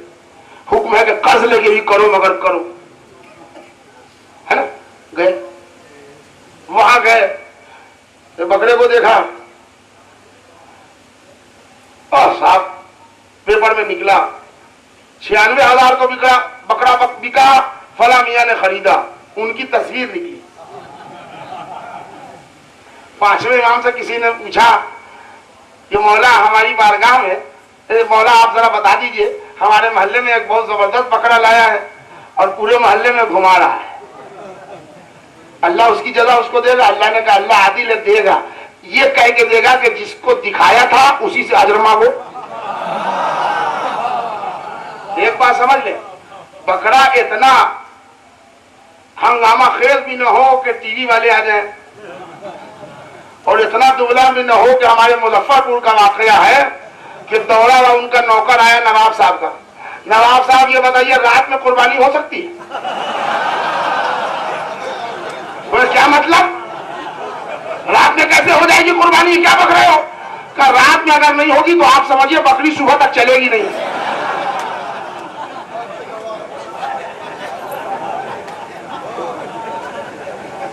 बिल्कुल गोद में उठा के ला रहे हैं, और घर में ले गया तो बीवी ने कहा तुम खाली बकरी लाए, पपीता भी लाए,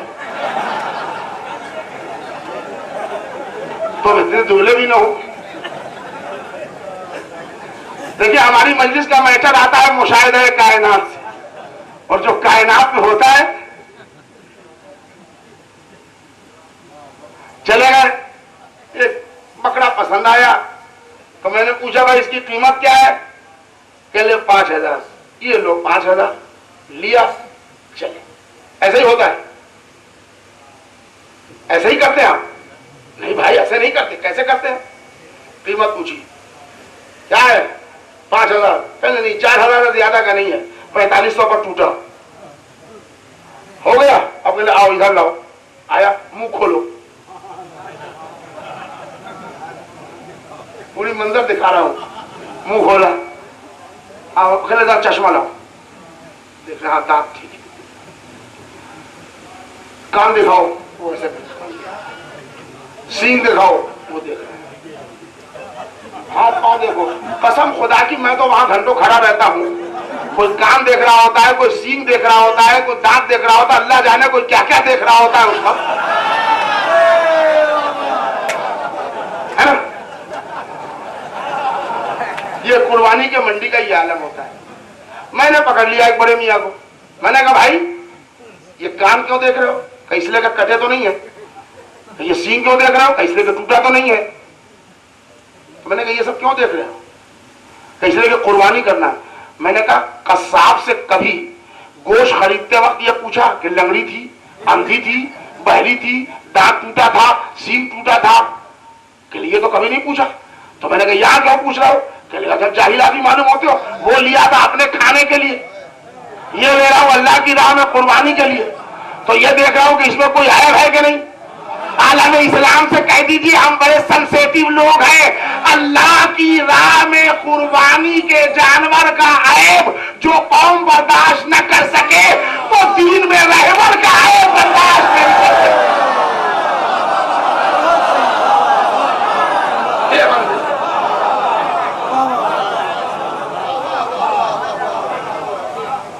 ये पॉइंट देख रहे हैं, सिलसिला जो रहबर खुद कहे कि मैं तेरा हो जाता हूं, 40 दिन में सूरा याद ना कर पाए, बुजुर्गी तक तो चलेगा, रहबरी तक नहीं चलेगा। जिसके लिए खुद ऐलान हो कि खता है इज्तिहादी, यदि आप कह रहे हैं कि खता है, तो खताकार रहबरी नहीं कर सकता। जो खुद खताकार है वो खता से क्या बचाएगा? ये तो कॉमन सेंस की बात है। जो खुद गुनहगार है, और इसीलिए पूरी दुनिया में रजी अल्लाह अलग है, करम अल्लाह अलग है। अली से जो हिदायत शुरू हुआ वो करम अल्लाह वजहू, और लोगों से हुआ वो रजी अल्लाह। उसमें इत्मीनान है कि अल्लाह हो सकता है, हो जाए राजी। तो अली को अलग करम अल्लाह क्यों कहते हो? इसलिए कि इन्होंने कभी बुतों के सामने सजदा नहीं किया। इसका मतलब यह है कि ये बाई बर्थ मुस्लिम है। तो अब तुम ही फैसला करो, जब बाई बर्थ मुस्लिम मौजूद है तो कन्वर्टेड क्यों को रहबर बना लिया? सलाम भेज दे मोहम्मद और आले मोहम्मद। यह है हुसैन इब्ने अली का पैगाम करबला से। जिंदगी रही तो इस सिलसिले को कल इंशाअल्लाह आगे बढ़ाऊंगा, 2-4 अपील के साथ और इन फजाइल के टुकड़े के साथ और इन बयान के साथ कि मासूम हिदायत, मासूम रहबरी की गुंजाइश है। इस पर पूरे तौर पर कुरान और हदीस से कल मजीद प्रूफ किया जाएगा और बयान को इख्तिताम की मंजिल तक पहुंचाया जाएगा।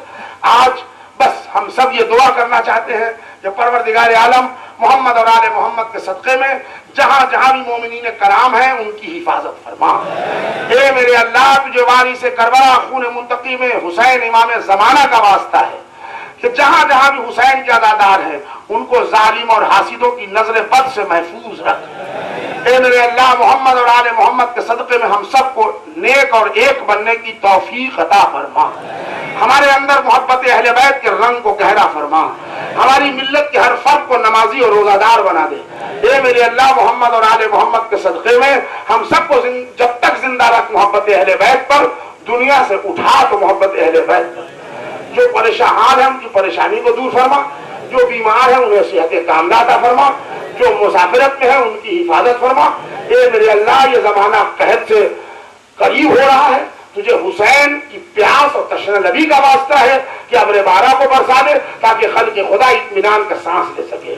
परवरदिगारा, तीसरी शाबान है, हुसैन के हवाले से दुआ है कि वारिस करबला खून मुंतकी में हुसैन इमाम जमाना के ज़हूर में ताजील अता फरमा। हम सबको इमाम के आवान और अंसार में शुमार कर। रब्बना तक़ब्बल मिन्ना इन्नका अंता समीउल